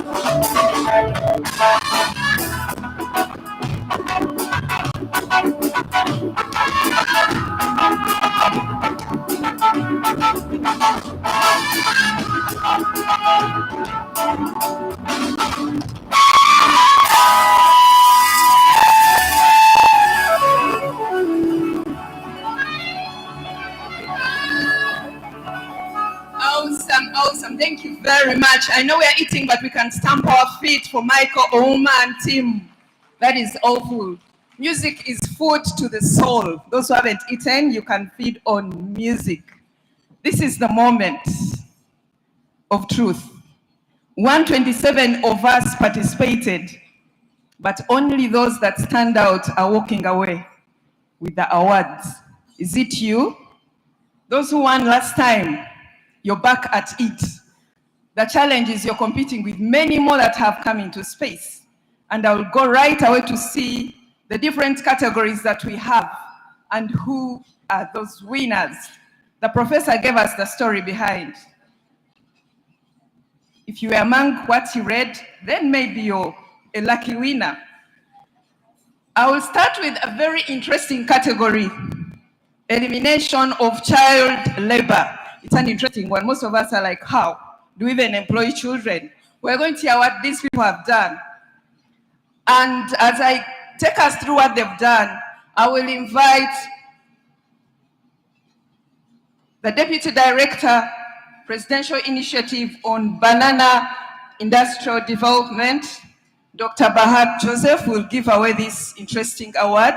So you could make your way up here. So I'm going to tell you what these people done. I am also as eager. Disclaimer, Andrew and I were not part of this. Those who were part of it will let us know. So, elimination of child labor winner. This company's policy on prohibiting child labor is strictly followed and exemplified through different synergies, starting at the entrance, stipulating that the company does not employ or support employment of persons below 18 years of age. Who has that at their gate? We are yet to see. They also do not allow employees to report for work with any child purported to assist with any tasks. And they also noticed that the communities they live in were employing the children, so they sensitized the communities.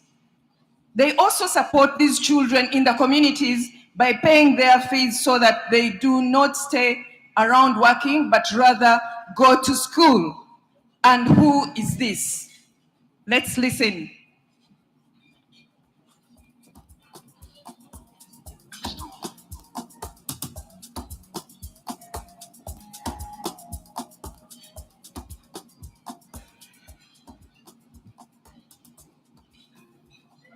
My role is just simple. Just open this envelope and read the name and mention it. So this is going to Rwenzori Commodities. Well, Rwenzori Commodities, are you in the room? Rwenzori Commodities? I hope the winners don't miss. Rwenzori Commodities.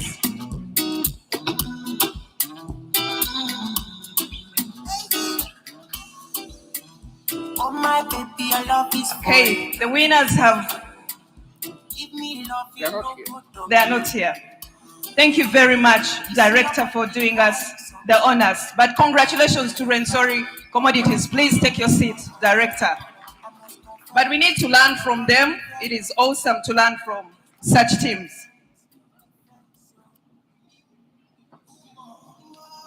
That is elimination of child labor, a new one from ILO that we all need to copy and paste. I'll go to the next one, the disability inclusion winner. And for this, I will not say much, but they have really included, the professor is telling us about the disabilities that we have around, the disabled. They have included spaces for them. They have made sure they have access to where they need to be, and there is no elimination of the same. They are supported to be as productive as the rest. Allow me invite the CEO of Nuditpu, Esther, to come and give away this award. And as she comes, please give her that clap. The CEO of Nuditpu, that's a lady. Very welcome, Esther. I wanna live with you. Esther, you're welcome. You never know, so you come pass up. And them so far to my judge. You never know, so you come pass up. And them so far to my And judge. I like that FUE has also included, is also inclusive at this point.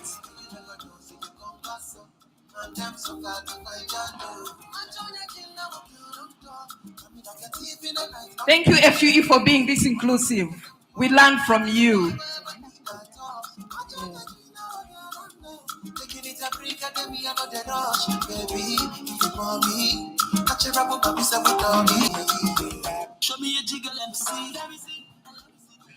Hello. Mine is Treat the Best, the winner. This is Cheshire Services, Uganda. Social Services Uganda, are you in the house? Congratulations. I hope we have them in the house. Thank you very much, Esther. Thank you very much. Do we have the team in the house? We are running out of time, so when we read you, we request that you make it snappy for us. Oh, the winner is right there coming. Let's give it up for them, please. Social Services, thank you very much for being inclusive. Disability inclusion amongst your employees. Thank you very much. For this pandemic, girl, I get it all on me. I wanna spend it. I need to be your garment, me. I wanna wear it for real. You know I got it. Take the car keys for the Maserati, you get nothing. For the Lamborghini, you want it. For the Bentley, you bend it. Oh baby, choose what you wanna cruise. I buy you shoes for it, me true. And I like the way I get in that. So up in my Maserati. Up in my Maserati, up in my Maserati, That's awesome. The camera guy wants to take that very well. Thank you for being so inclusive. We appreciate you. We will move on to the next award. This is a very interesting one. Thank you very much, Esther. We appreciate it. We will go to the sexual reproductive health and gender equality.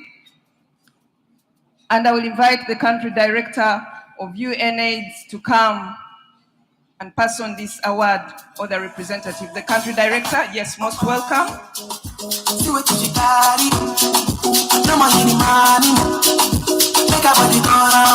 And what has this person or organization done? Remember, it's sexual reproductive health and gender equality winner.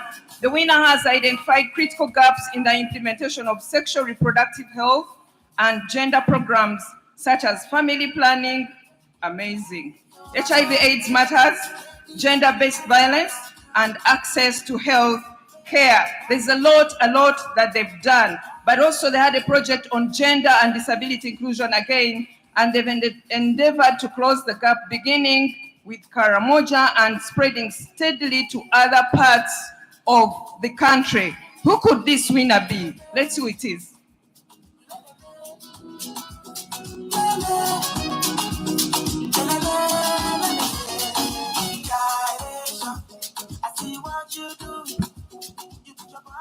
Thank you. And the winner is Nudipu. Congratulations, Nudipu. Congratulations, Nudipu.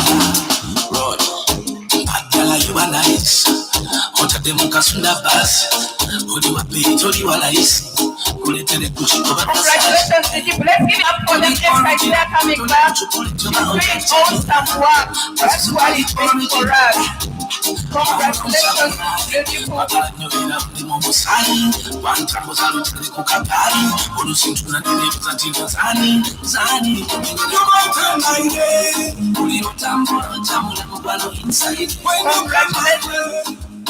Nudipu and Esther, they are leading the team, doing great work. It's okay, baby, why? Nzisagala kumanyamanya, oh, tundinyanze ukupagalenja, ukuchanga na kukuzagalenja, usitula nenibuza, zani, ayagala umuntu. That is awesome. Congratulations. This is amazing. After giving away an award, she receives an award. Congratulations. We will come to learn from you. That's awesome. Thank you very much. Thank you very much. Our country director, thank you for doing us the honors. Esther, congratulate you so much. We celebrate you so much at this point.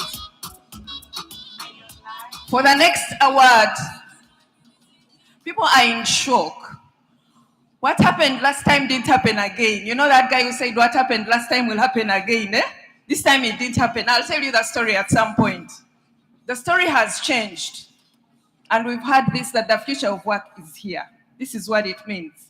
So I'll go to the next one, and I'll invite the head of ILO in Uganda to give away this. And this is a refugees employer. Refugees employer.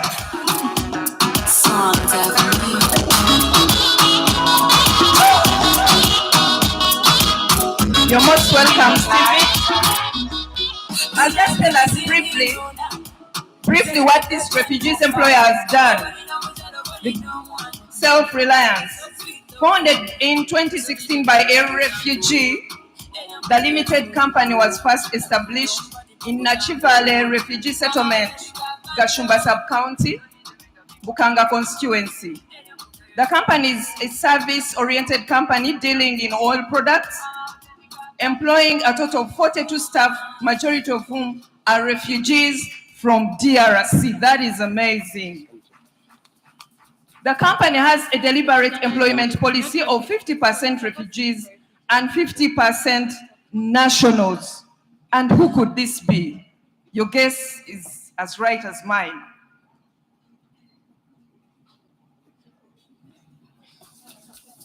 People are doing amazing things in this country.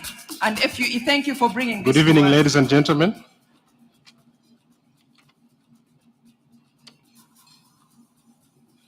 In the simple task that I'm making here tonight, I want to call upon Marifa Investments as the winner of this category. Congratulations, Marifa Investments. I hope you're in the house. Marifa Investments. Please come and help from the front. Let's give it up to them. They're coming to the front.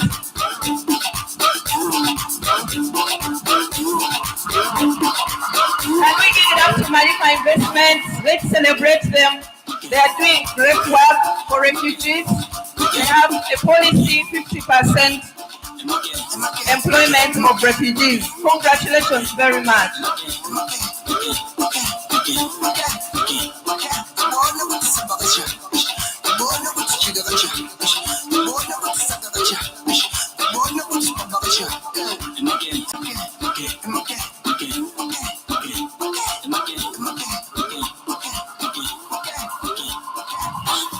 Big congratulations. I thought there was no female who were going to take away the award, but there's someone.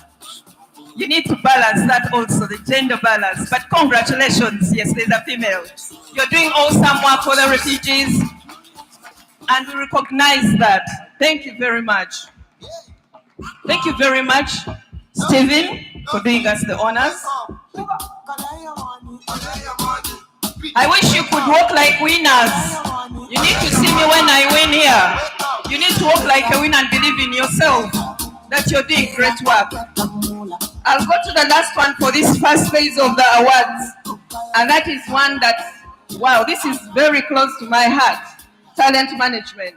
We are going to invite the representative from Nation Media Group, Adela Kasatia, to give away this. She's representing the MD. Talent management. What is it that these people have done uniquely? This year is interesting.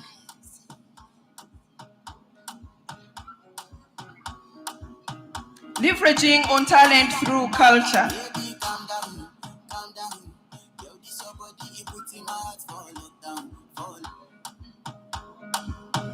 Okay, this organization creates a growing and glowing, mark the two words, growing and glowing talent base committed to serving with culture symbols embedded in this organization's culture formula-shaped behavior that drives employees' work attitude and performance.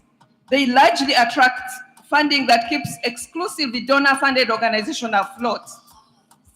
The organization's package constitutes dollar-pegged pay, wow, performance incentive, annual cost of living, biometric-free medical insurance covering 6 beneficiaries, each at 65 million. Oh my goodness.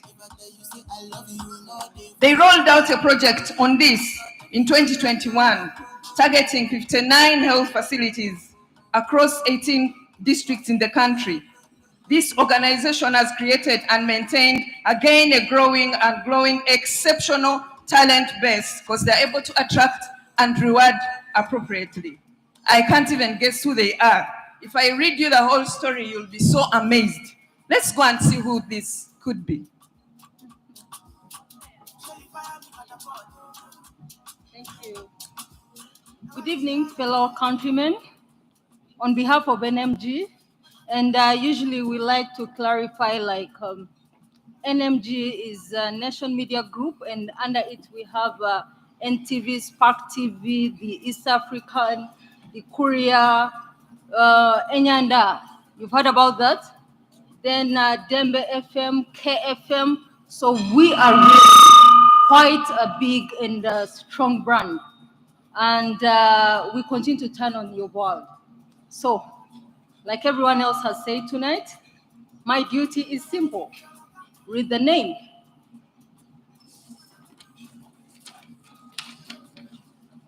Tonight's award goes to AMREF, Healthy Africa. Wow, congratulations, AMREF. We couldn't guess you at all. People are doing awesome things. Congratulations. Please walk as winners. Let's give it up for AMREF. Let's celebrate AMREF. Wow, I love that.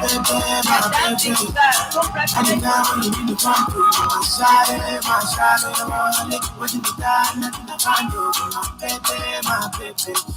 The women are doing big things. Congratulations. Please come closer.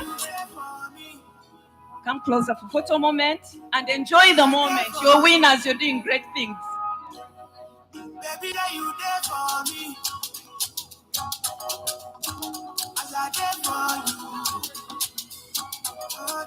Congratulations, AMREF. How about we clap for them? Let's celebrate winners, people. Let's be happy for the winners. Congratulations. We celebrate you. Thank you very much, Adila, for doing us the honors. Now, I'm going to take us to a moment that will give us a break. At some point, we shall see who the chair of Eya was. But we need to give it up for our past chairperson who went to be with the Lord. And I'm going to request all of us to stand up and give that moment of silence in honor of our former Eya chair, none other than Martha Munu.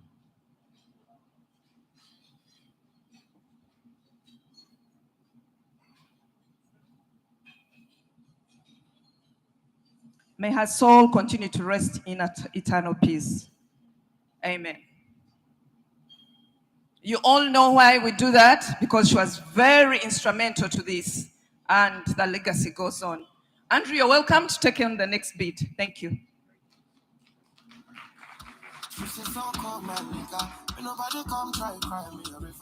Let's give her a round of applause.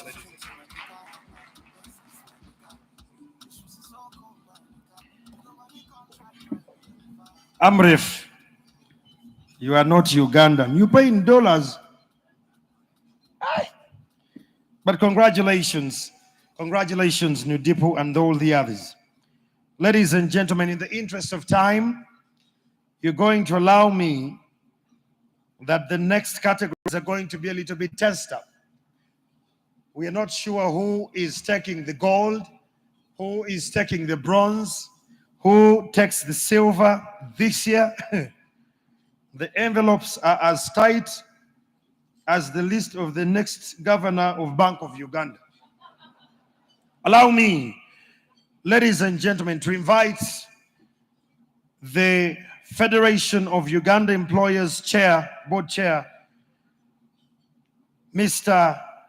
Silva Mujisha, who happens to be as well the MD of National Water. If you love the way water flows in this country, let's first give that a round of applause.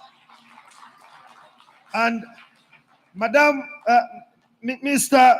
MD, before you give your speech, the 5 cents, I'm still trying to get to terms to it.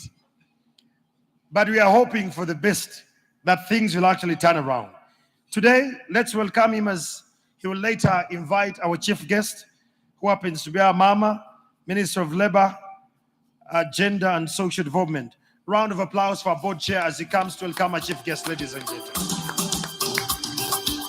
Guys, let's go. This is the board chair.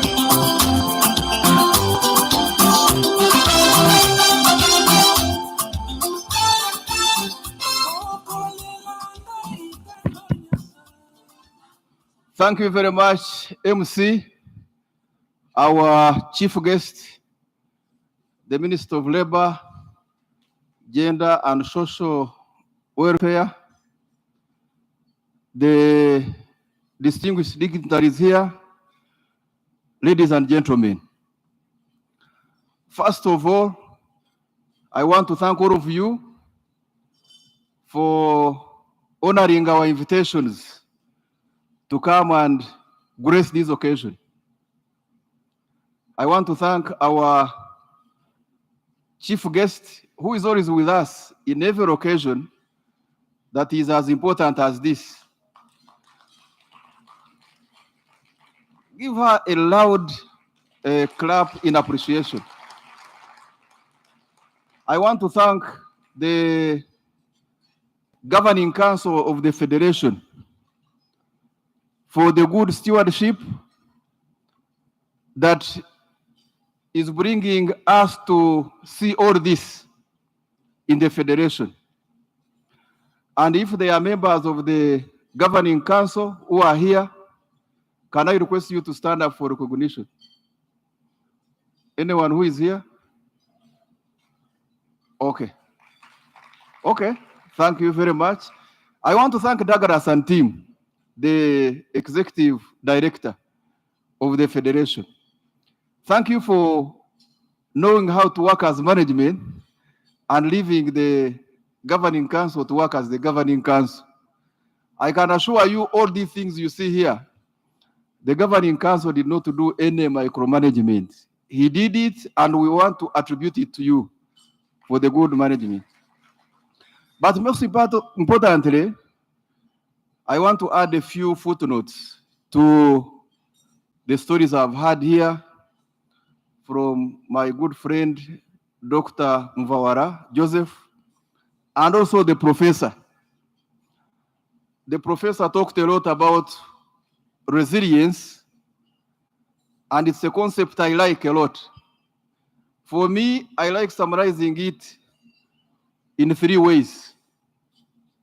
If I want to measure that an institution is resilient, I want to look at how employees there are optimistic. They have a positive attitude, and they are hoping for the best all the time.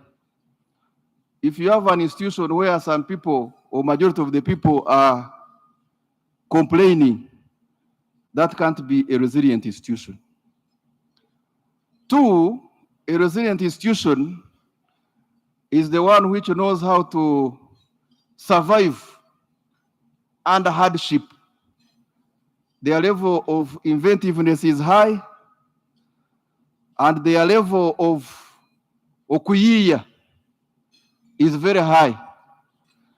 I tell you, during the COVID times, if you didn't know how to kuyiya, you would never survive. That is a resilient institution. And thirdly, a resilient institution is the one with a strong value system. The most resilient institution in the world, and the professor will exonerate me here, is the Catholic Church. Not because I'm a Catholic, but the Catholic Church is the most resilient institution because of the value system it has. For 2,000 years, the Catholic Church has been there. When they announce the bishop, you don't ask, how was this bishop chosen? When they bring you a parish priest, you don't ask, how was this parish priest brought? Because of the strong value system of that institution. And therefore, if you want to be resilient, please have a strong value system. The second point, if you really want to be a strong institution of the future, is to understand the concept of productivity. Unfortunately, economists talk about productivity, but they don't define it and put it in very simple terms for people. If you ask people what is productivity, they will define it for you like the way they would define efficiency. And indeed, if I ask you the difference between productivity and efficiency, you would know to know. The difference, or what productivity is to be able to maximize output given a certain level of resources. If you are a highly productive institution, it means given a certain level of resources, you get the highest output. And I think that's why the professor was against the minimum wage. Because people argue for the minimum wage without linking it to productivity. And that becomes a problem. And then lastly,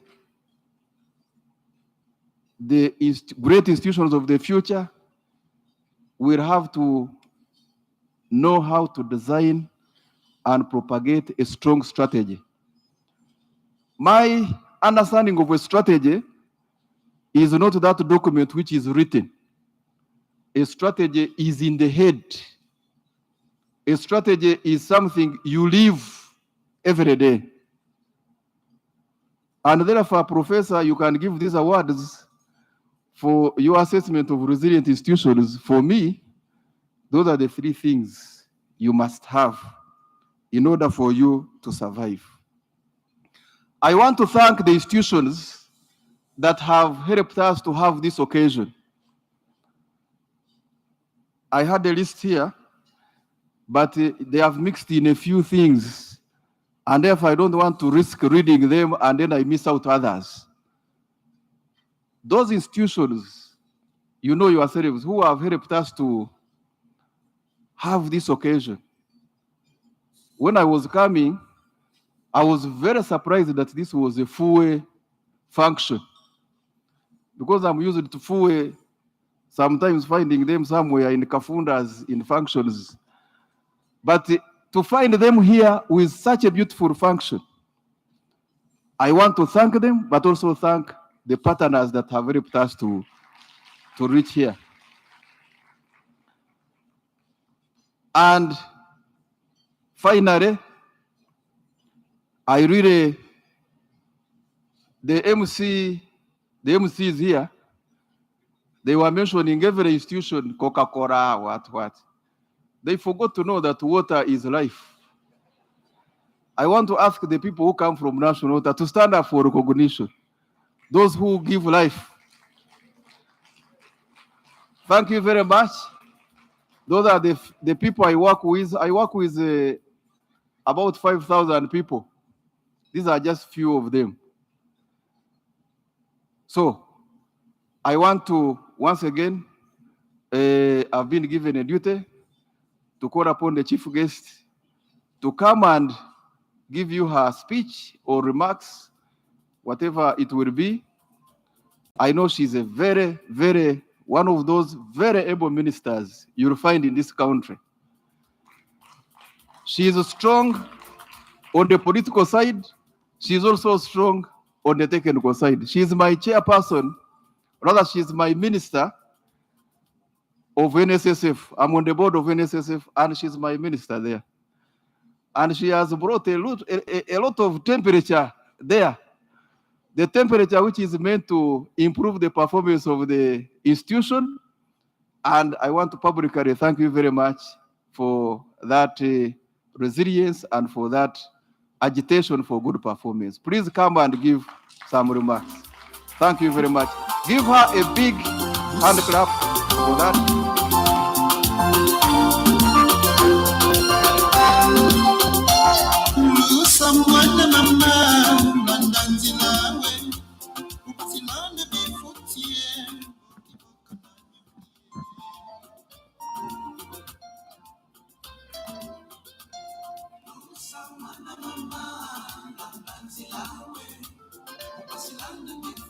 I'm waiting for the music to stop.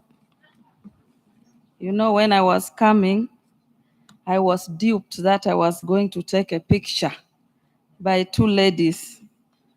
Then after taking a picture, they took me to something called 360 degrees. Did they take you people also to 360 degrees? And you also danced? Thank you very much. The keynote speaker said you shouldn't say I'm Mongi, that you should say I'm Betty.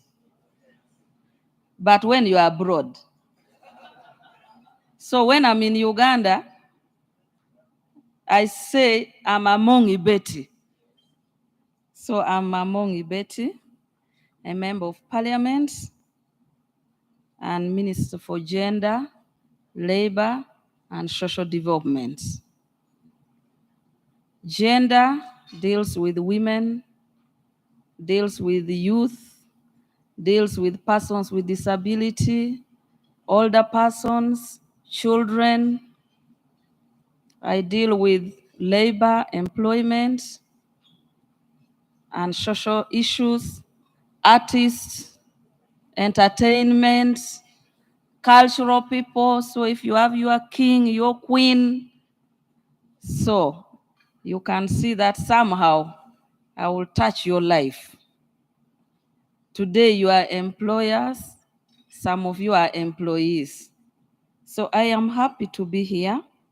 It is really my great pleasure to see such a wonderful meeting, very important meeting, because the economy is anchored on work. And I think all of you strive to work because it is work that put foods on our table. And if you're here as an employer, you contribute either through paying your employees, and like Dr. Silva said, his work is to make sure that while you pay their salary, you also remit their NSSF contribution, because I want employees to work but also secure their old age retirement. So we'll be coming to you with Silva and others in your companies to ensure that you are remitting employees' contribution to NSSF, so that we secure you work with peace, knowing that when you clock 55 years, you have your savings sitting there. And the Silvers are working very hard to make sure that your saving attracts the best interest rate for your retirement. So we are here for an event of employers who have exhibited best human resource practices in different areas. And for me, as a minister in charge of labor, when you are recognized for best human resource practices, I'm happy because you would have either ensured that you are providing decent work, or at least I will know you're protecting the rights of the workers.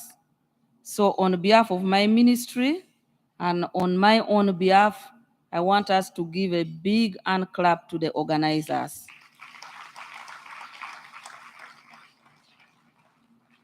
Your theme is interesting theme, employers' resilience in a COVID world and beyond. And I think let's give a good hand clap to the surveyor, professor. I sat, I listened, and I learned. What I picked most was that most of you are employed based on your talents, and that employers should more and more look at your talents and others. I picked talents, I picked social issues, I picked many other things. But in the context of the theme, resilience in a COVID-19 world, of course, COVID-19 as a crisis transformed into an economic and labor market shock.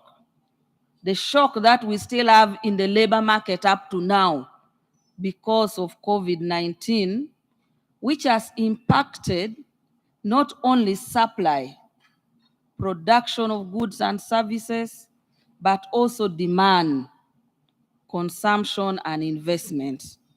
Most of you now, those who have imported goods, some of you have goods seated and you cannot clear them. I had a group that came and they are saying now clothes are being taxed based on kilograms. A lot of us cannot come to work because of fuel prices. So disruption to production, initially in Asia, but now have spread to supply chains across the world. And for those who heard the president, he articulated clearly that it might not be easy to undertake subsidies as a government. But for us as employers to look at how do we solve the problem, the long-term problem, clean energy, other intervention, electric cars.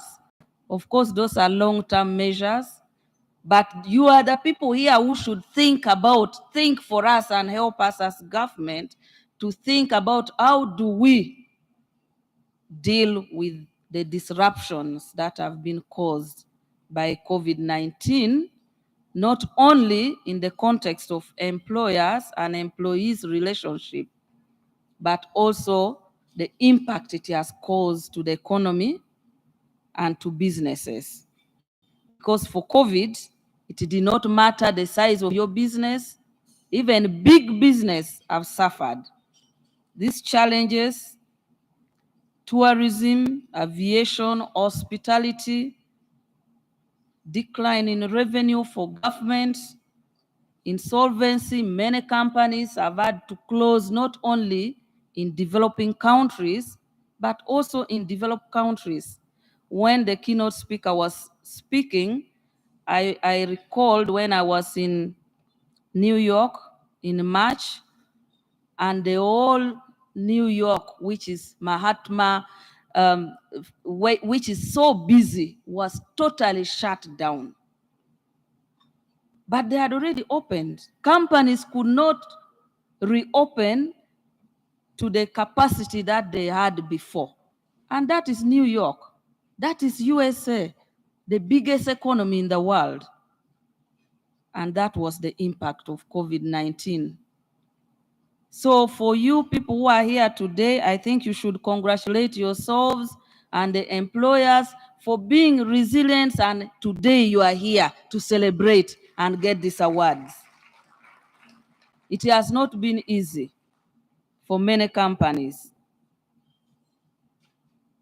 Therefore, it is an opportunity that we now need to revamp our industries our recreation, our operational systems, organizational lifestyle, and ensure that we cope with the impact of COVID-19, which has now brought the new normal, and it's no longer business as usual, but it is now something that we need to cope with.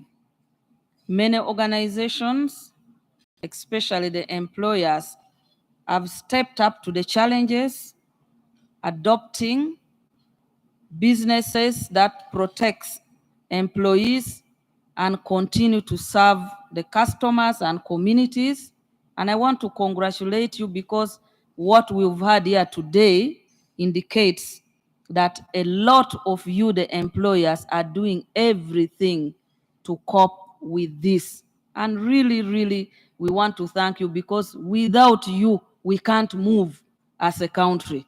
So those initiatives you're putting in place to make your company move is what makes the economy and the country move forward. So I want to congratulate you and thank you on behalf of government. As a ministry, I will continue to work closely with your federation because it is where we get data and information on you, the employers, what you're doing, what requires to be done, proposals on policy options for you in the labor market.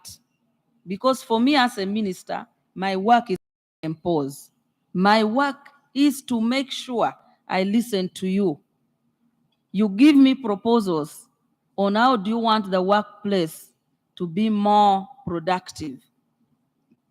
Mine is to give you a framework to operate. So please use your federation if you want something that requires government. Do not hesitate through your federation to tell the chair and the ED that we must meet the minister. And it's my duty to listen and to come and sit with you because me, I'm supposed to be a servant of you, not you to be. You are my boss, I'm not your boss. So I am always there for any consultation, and I came here to assure you that my office will remain open for all of you in whatever you want consultation on. I know there are issues that was mentioned by the keynote speaker, minimum wage, and all those issues have been requested by cabinet to take a paper. If we feel that we can justify the issue of minimum wage and other issues related to employment, have been requested to take that paper. And if you have any proposals, please let me know.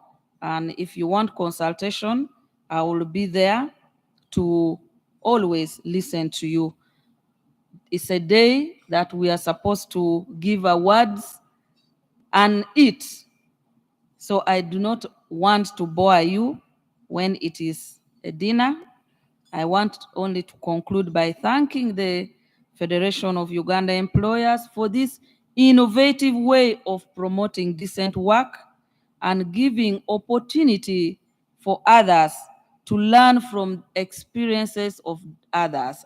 I'm sure with competition, many companies are willing to put in measures to make your company win in the next round of our award. So with this kind of innovation, I am certain that more and more companies will continue to do their best to ensure that you do what is required in the human resource management. And I hope, Silva, that you will bring more and more of the MDAs, the ministries, the departments, the agencies, so that they can also learn from the private sector. And I'm glad that you have already complained that national water have not been talked about.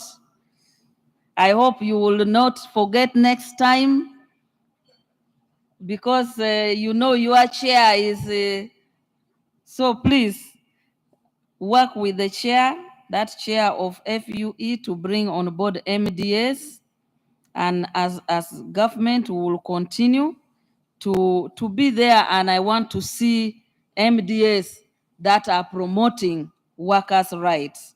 And therefore, we will continue to be social partners and actors so that we contribute to ensuring the rapid economic recovery post-COVID, and I hope we can now say post-COVID, and we get the best practices that can support our businesses to recover from the impact of COVID-19.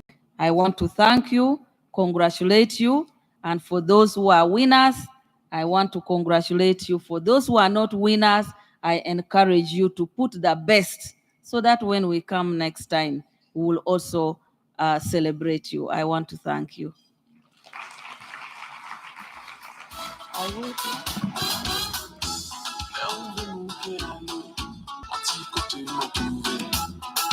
Let's give the minister a round of applause. But before, Honorable, you step down, there is a small token of appreciation from the board as well as the ED of Federation of Uganda Employers. For purposes of archive, we can hold the box for archive purposes, for pictures.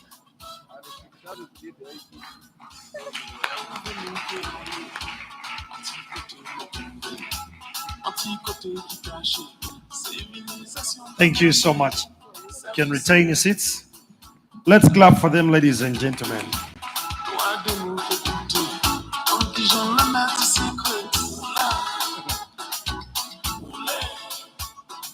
Ladies and gentlemen, first, I want to thank you, board chair. But in a special way, ladies and gentlemen, let's clap for National Water for celebrating 50 years. Fisher should have told me about this. The chair came heavy on me. We want to congratulate National Water for celebrating 50 years of commitment, compassion, and community. And your service, we want to thank you. Board chair, we appreciate National Water. But that 5 shilling, we are praying.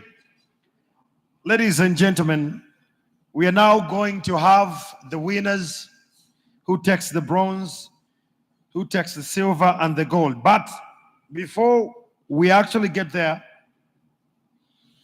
we have 2 other categories still lagging. With the guidance of the International Labour Organization, we add a new category, which is the new baby on the block. And this is the young employer. Now, this happens to be an employer who is young, resilient, innovative, dynamic, but above all, a strong mentor of the next generation of employees. Allow me to welcome the acting MD of Malchoice Uganda, Ms. Patricia Kichoncho, as she's going to be the one to tell us who is the young employer of the year 2022. Round of applause for as she comes. Girl,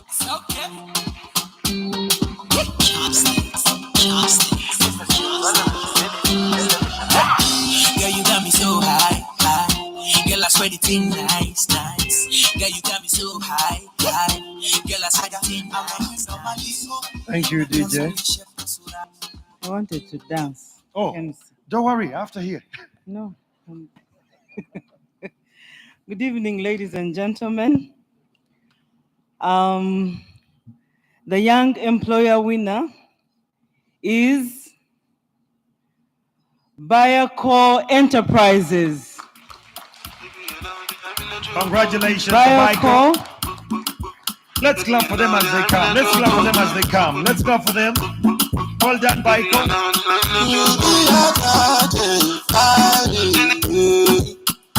Angelina, the cool in my If you call, I go come deliver. I no go fall in your hand never. So now me you go live forever. I'm a cocky no fable letter. I'm a Angelina. I'm a Angelina. Congratulations. Thank you so much, Miss Kichoncho. Mal-choice Ugandan DSTV, thank you so much for giving us good options of what we watch and how we watch it. Now, before we get into the deeper end, the next one is the best SME employer. Now, this is someone who has practiced the best practices on SMEs. They're compliant, they pay URA, they make sure that their employees are in the right shape. Yes, some don't pay URA. These ones make sure that everything is actually in tandem with the national and international practices. Ladies and gentlemen, allow me to welcome again the Chief Technical Advisor of the International Labour Organization, Stephen Opio, to tell us who this could be. Opio, Stephen, let's clap for him as he comes.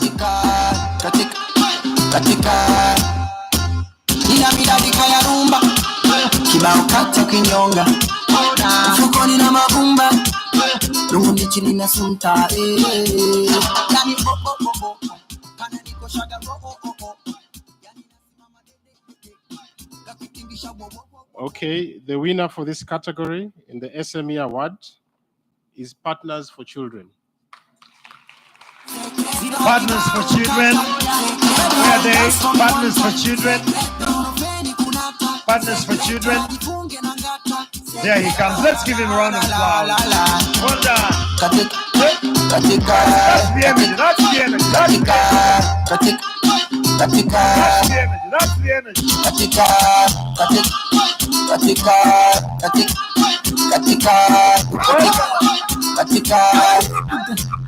Yani katoto kami kako ningini kamekazika ningini nyuma ngwi kako ngwingwini kana misifa shangingini nikafizia kitambo. Congratulations. Congratulations. Now, ladies and gentlemen, the next category is the government ministry that has the best employment practices. Madam Minister, we are not part of this. It was surely a survey by Professor there and the team. I don't know how they arrived at this. The same goes to the presidential initiative on banana development. This was not me and Debbie. It was a survey. And to offer this award, let's welcome the representative of the PS, Miss Sharifa Muzei, to come and give out this award. This is the government. Let's clap for Chika.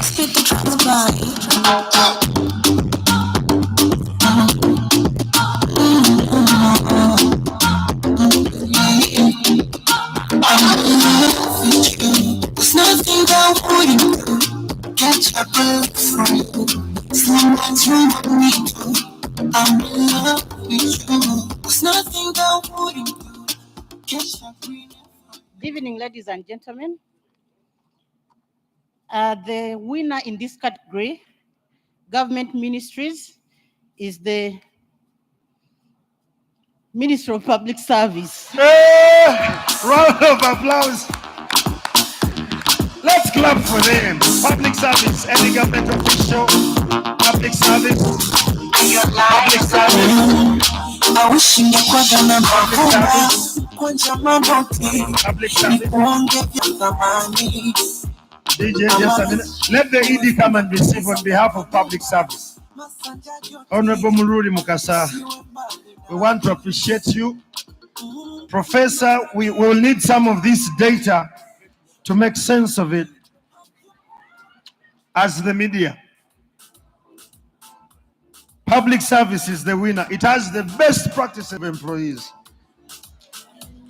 Clap for them, ladies and gentlemen. Oh, baby, when you go, sigara wa way.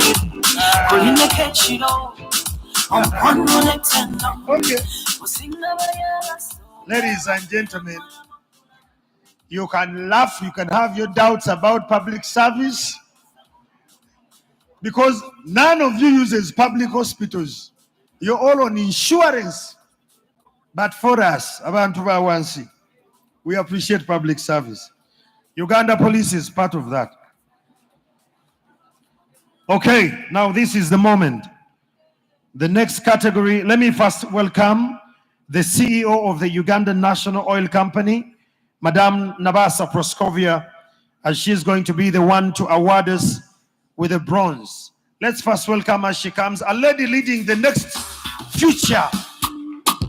Guys, this is oil. This is oil we're talking about. Bad man looking good in the bad man drip to the car. Spot cars parked on the right spot. Bad man speak and you know.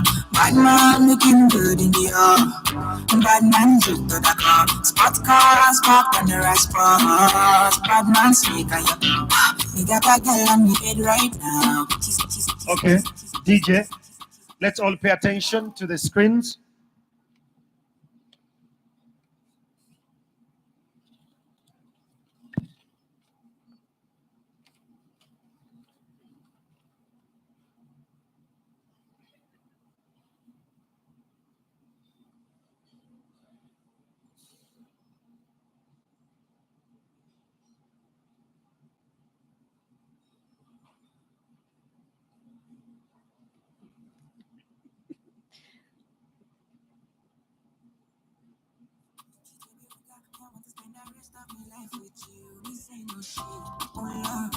Fly you to Maldives for a day, then we fly back quick. Then we take a quick jet, fly straight to Paris. Fucking with the creme de la creme. Say she never seen a guy like me. Yeah, she confess. Say nobody hit it right like me. She confess. Bend down, get on your knees, girl, never digress. Okay. She wanna break bread with me. Bad man looking good in the bad man drip to the car. Sports car, spot on the right spot. Bad man speak and you know. Bad man looking good in the bad man drip to the car. Sports car, spot on the right spot. Bad man speak and you know. Clarity won't be me. Screw the niggas, them I won't be me. Ice on me, looking fresh and clean. Definitely put me hyper on me. Take my vanilla cold stone in my villa. You want drop your results sativa on go. Say she never seen a guy like me. Okay, I'm going to take bronze. Please listen very attentively. So this is an organization building up to the COVID-19 ages. The company had a number of uncompleted projects. But upon the news that there was a looming pandemic emanating from China at the time, the leadership of this company did not wait for its actual currency in the country, but rather sought the wisdom of health experts on how to prepare for epidemics and pandemics. A pre-plan was henceforth constituted by the company, and with the guidance of the health experts, in 2020, the company leadership was already set with the most appropriate program for the quick intervention and work continuity. Friends, such a program culminated into a business continuity team, 7 ED comms, hospital space bookings for staff, ready accommodation. It has worked, eh? It has worked.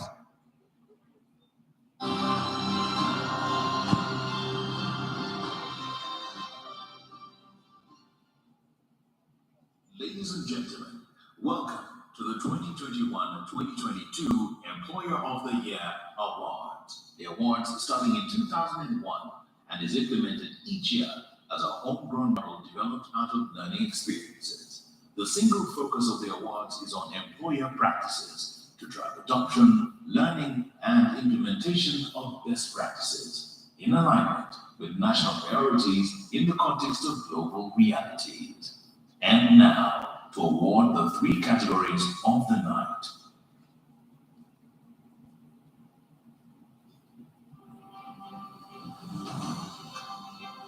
The bronze winner, forewarned, forearmed. Building up to the COVID-19 ages, the company had a number of uncompleted projects. In the wake of COVID-19 in Uganda come March 2020, the company's leadership was already set with the most appropriate program for quick intervention and work continuity. The set interventions, coupled with the non-movement of persons confined to a lockdown, largely aided the company to successfully carry on with the completion of the projects that had long stalled.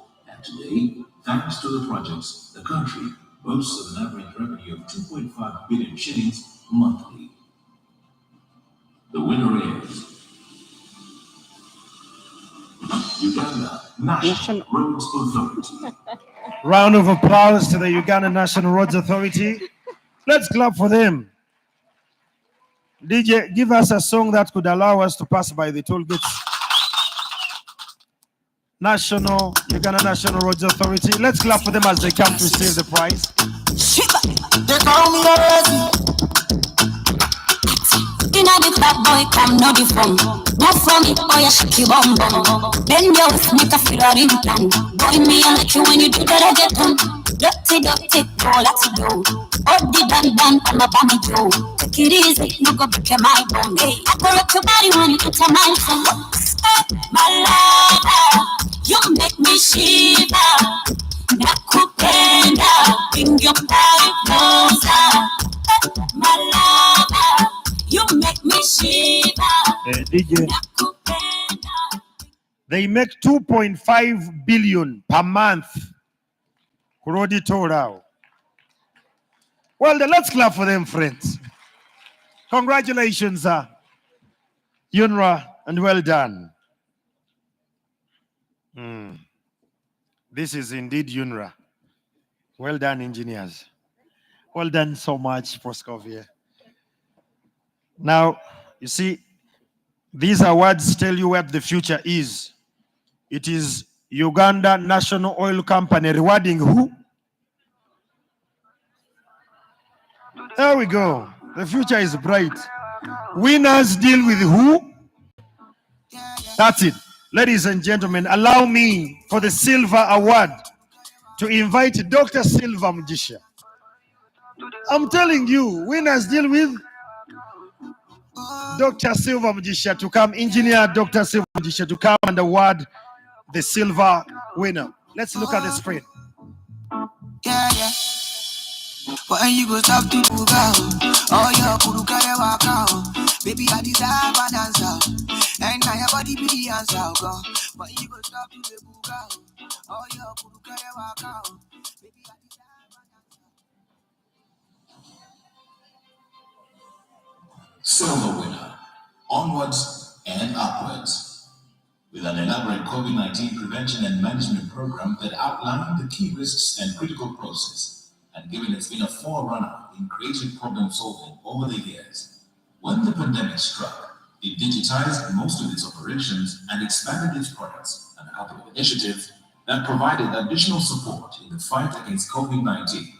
With her revolutionary innovations in ensuring equitable access to life-saving medication, such as a 3-in-1 fixed-dose combination ACE treatment available at a fraction of the cost, that is to say, less than $1 per day in 2001, giving millions of people worldwide an opportunity to access affordable health care.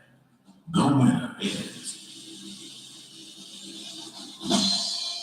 QCI Sipla. Round of applause to Sipla. Sipla, round of applause. Show them some love. Come on, friends. Well done, Sipla. Well done, well done, well done. I go tell them, say, don't be like I fit spend all of my money on you. Spend a couple million on you. If you love me, say, don't do it. Special type of feeling that I feel when I'm with you. Oh, the mommy, congratulations. I want your heart and soul and your own body. Congrats. Round of applause again to Sipla. Well done. Ladies and gentlemen, allow me. This is the last one. You better have your phone ready to take this video. Those on Twitter that we post this. Let me welcome the minister. The minister is going to award this. You know, big things deal with big things here now. The minister, let's clap for her as she comes. This is the Minister of Labor, Gender and Social Development. It's so easy.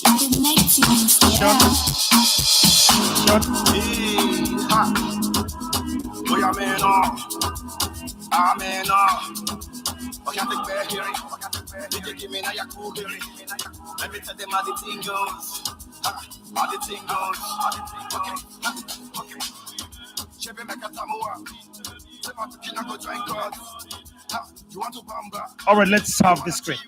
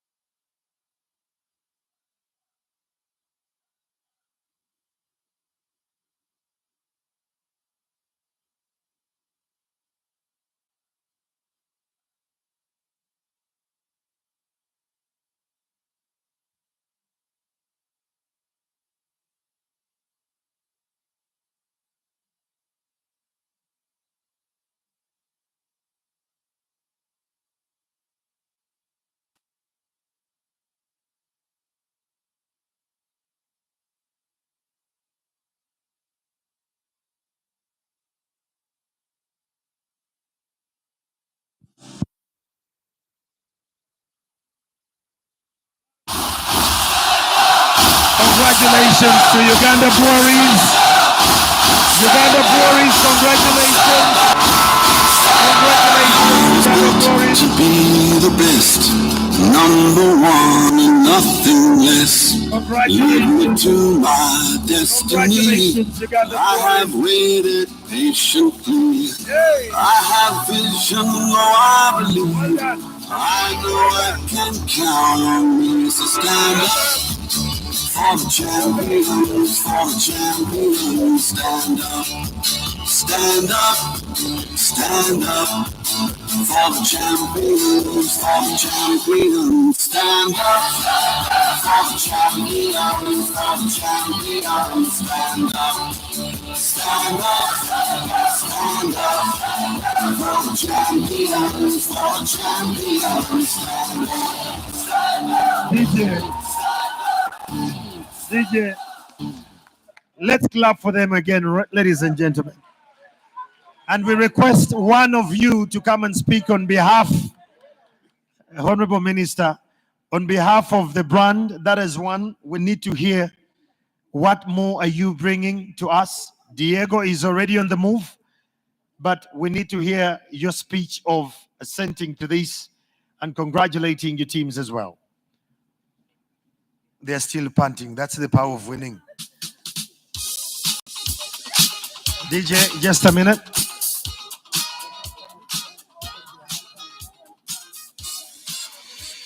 Okay. Please. Good evening, everyone. Wow. Stiff competition. 127 companies. And we emerged the winner. Thank you so much. We really we are humbled and honored to receive this award on behalf of the employees of Uganda Breweries and on also the behalf of the HR team. This is the HR team and also the corporate relations team that we work with. Thank you so much, Federation of Uganda Employers, and for everyone that put this together. We are available to share the stories of the things that we've done. And also our flagship brand, Velaga, is also available. So as we close down and wind down, please do take a sip. So thank you so much, guys, for the hard work. COVID wasn't easy, but this team made sure that our employees are taken care of, that we remained afloat, and that we continue to serve our customers. So thank you so much. So ladies and gentlemen, this is the moment. Let me request the board chair as well as the ED to come forward and we take this great picture. We are still celebrating. If it needs to pop, let it pop. We're still celebrating the winners 2022. The Employer of the Year Awards 2022. It's Uganda Breweries Limited. Omunywa Bero Takola Ching. All of us, we have to report to mall at work. Just take a bottle of Bell. Okay.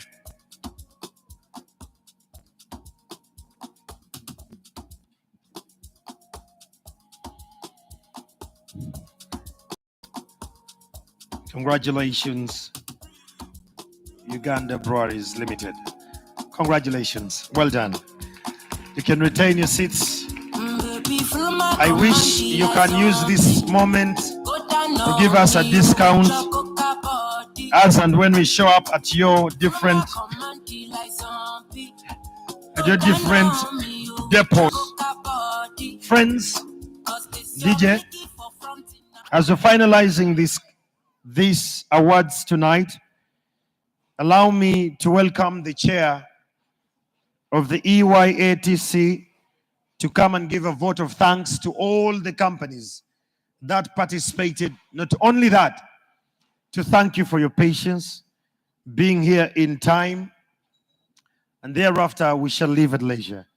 Let me welcome the chair, EYATC, to come and give a word.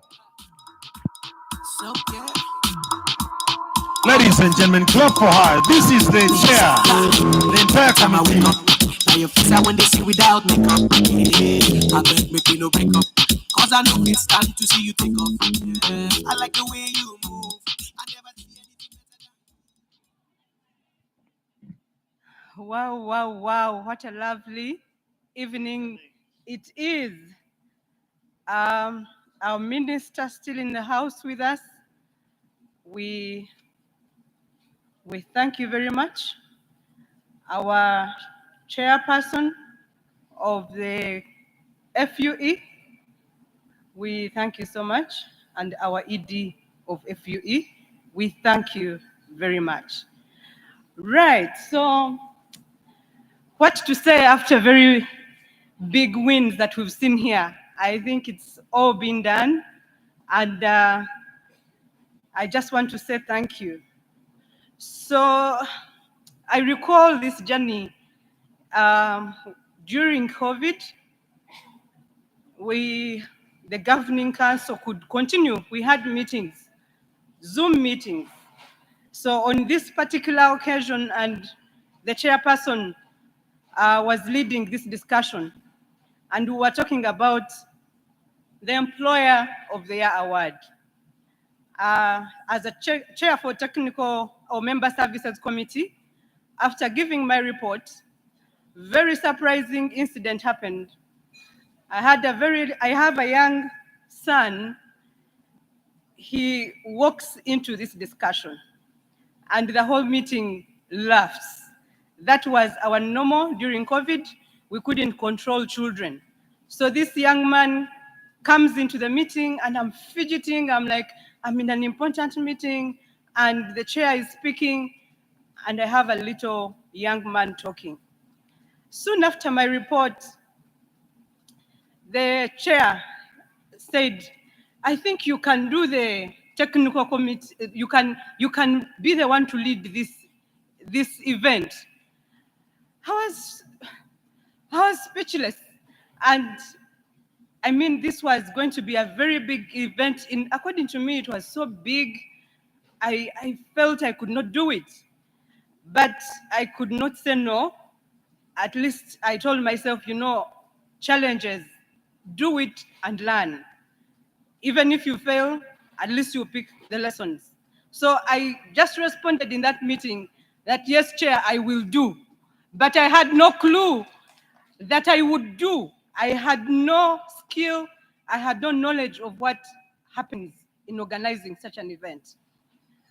But somehow we took on the mantle, and I'm very glad that today we are here celebrating the birth of that trust that you gave me during that time when I looked very disorganized looking after a baby in an official meeting. But I worked with a very, very wonderful team. My team, where are you? You know yourselves, where are you? I need them to come. Give them some music and let them walk here. This win is theirs as well.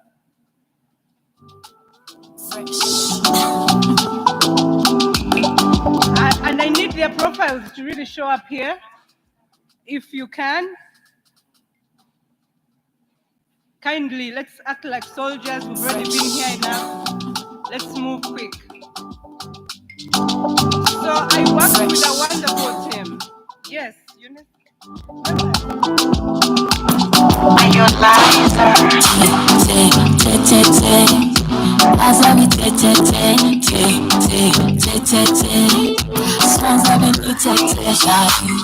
African music for the party. Only the chikoma. Still got what I see. Break your body, I want to see.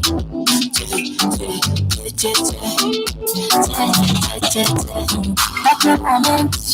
Pull the mask and never final. Everybody go.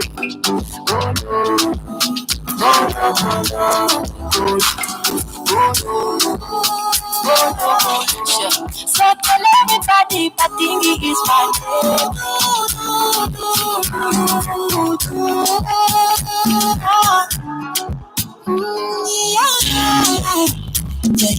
Sexy love what she need from a bad boy like me.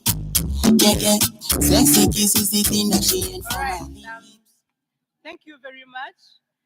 This is the team that has worked tirelessly to deliver this event up to this point.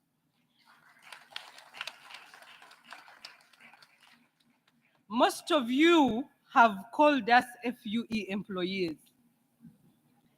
When you called us, when we were looking for you to participate, when we were giving you information, you referred to us as employees of the Federation of Uganda Employers. And we gladly accepted that. But just for this event, we would like you to know who we are. Personally, I am Brenda Chasimire, and I am an HR. I work as the head of HR performance and development at Uganda National Roads Authority. So I am not FUE, but they do a good job to get us to do what we need to do. I don't think I want to introduce them, but I wish they could reveal their true image to you by just mentioning their name and their title and where they work, so that you can stop perhaps imagining that they are employees of FUA. So just starting from this side, and we'll go around. Good evening, everybody. My name is Marion Violet Kusonewa, and I am the HR manager of SMS Group.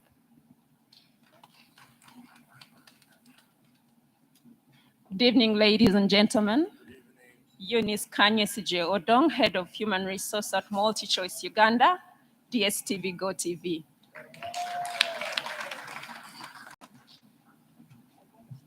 Susan Nampala Chirule. I work with EFC and I'm in charge of HR. Dr. Yunus Masaba. I work as CEO Track 24. Thank you.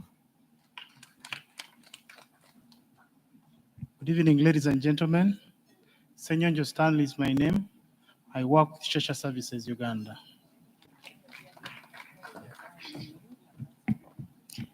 Good evening, ladies and gentlemen. My name is Asale Deborah, and I work with the National Union of the Disabled Persons of Uganda.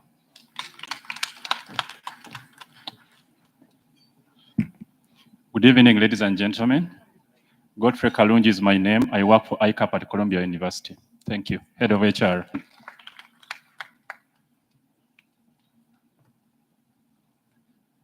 Good evening once again. Chikoma Julius is my name.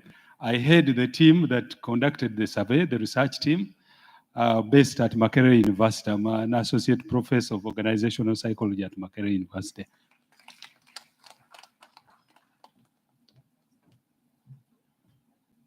Good evening, ladies and gentlemen. My name is Deborah Maitum. I work for World Vision International as the P&C Director We don't call it HR, we call it people and culture. Thank you. Good evening, ladies and gentlemen. My name is Prosi Sansa Ikaba. I work with Uganda National Roads Authority as a human resource officer.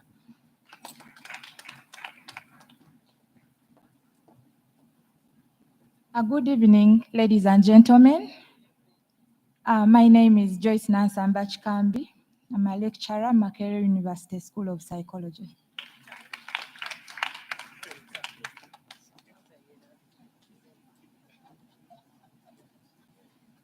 Good evening, ladies and gentlemen. I'm Sharifa Buzeki. I work with the Ministry of Public Service as the Commissioner for Public Service Inspection and Quality Assurance.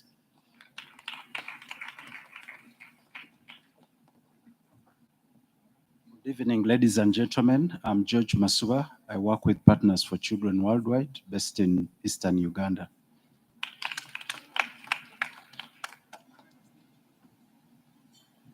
Good evening, ladies and gentlemen. My name is Joachim Masagazi. I work with MTN Mobile Money Uganda as head HR. A very loud round of applause for this team. So in this team, I have seen two winners, Public Service and Uganda National Roads Authority. I want to declare, Cheshire, yes. I want to declare that Professor asked us, as members of the technical committee, would we allow that our employers participate if they are willing to? And we said we allow. And then he said, from this day forward, you are not going to be involved in the details of the analysis of the survey up to the results when we announce it. So some of us who have won, I want to assure you that we had it here. And thank you, Professor, for keeping that from us.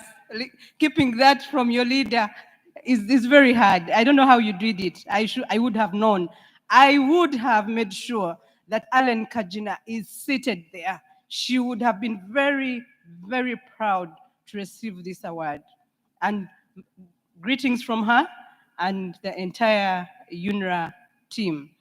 So members here, as you've seen, we really stretched out to all sectors. We have the NGO world, we have the government agencies, we have the ministries, we have the young employers, and we have almost all sectors, the corporate world very represented in this very able team that has delivered this event. And I have no more words apart from appreciating this committee for the work done. And then to you who are here today, I want to thank you very much for coming. Thank you very much for participating when we called out for your participation. And wow, thank you for responding to our dress code and coming in so glamorous as you look. You look very amazing. We want to wish you a very good night and to wish you safe journeys as you return home. And let us continue to celebrate the winners. Congratulations, all the winners. All right, so I would like to request for a moment, a picture moment from our leaders, the minister, the board chair, and the ED of FUE, just to take this very memorable picture of this committee. Members, thank you very much. And I want to thank all the partners and everybody who worked with us. Have a good evening. Thank you so much. Before you leave, the band is going to be entertaining us. Uganda Breweries. This is the moment where we see beer being served at a discount, regardless whether with that Serena or not. So Michael and the band will be playing, and thereafter we shall leave at leisure. But thanks so much for coming. Our sponsors, our partners. We want to thank NMG, the Daily Monitor, KFM, NTV, Enyanda, Spark TV. Want to thank Coca-Cola. We want to thank MalChoice Uganda, DSTV, Go TV. Thank you so much. Our health partners, thank you so much. National Water, thank you so much. Professor Mahmoud, thank you so much for coming. The band.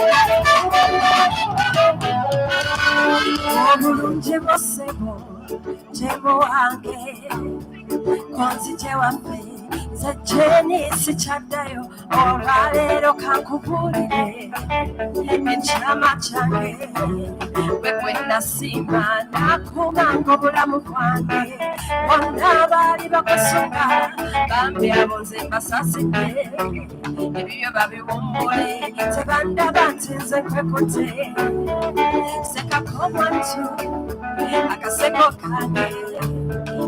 Baby, I dance and pray a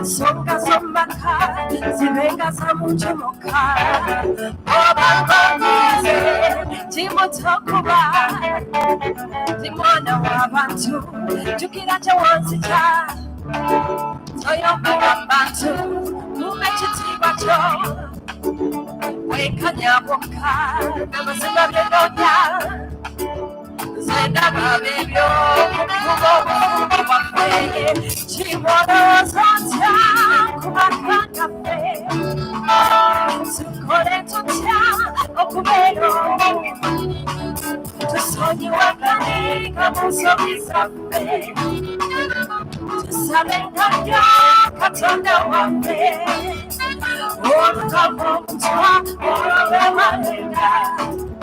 Everyone on TV, Pinatu Yamba, yes, Mukisa, Richard Zito, Wakue, almost to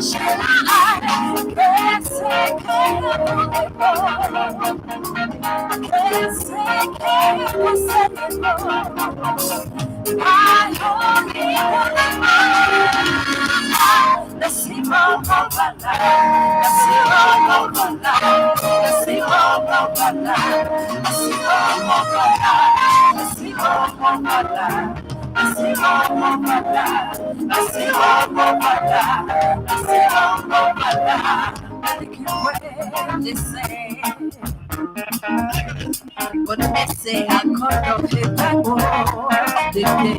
That they really say. But they say I caught up with that boy. I see I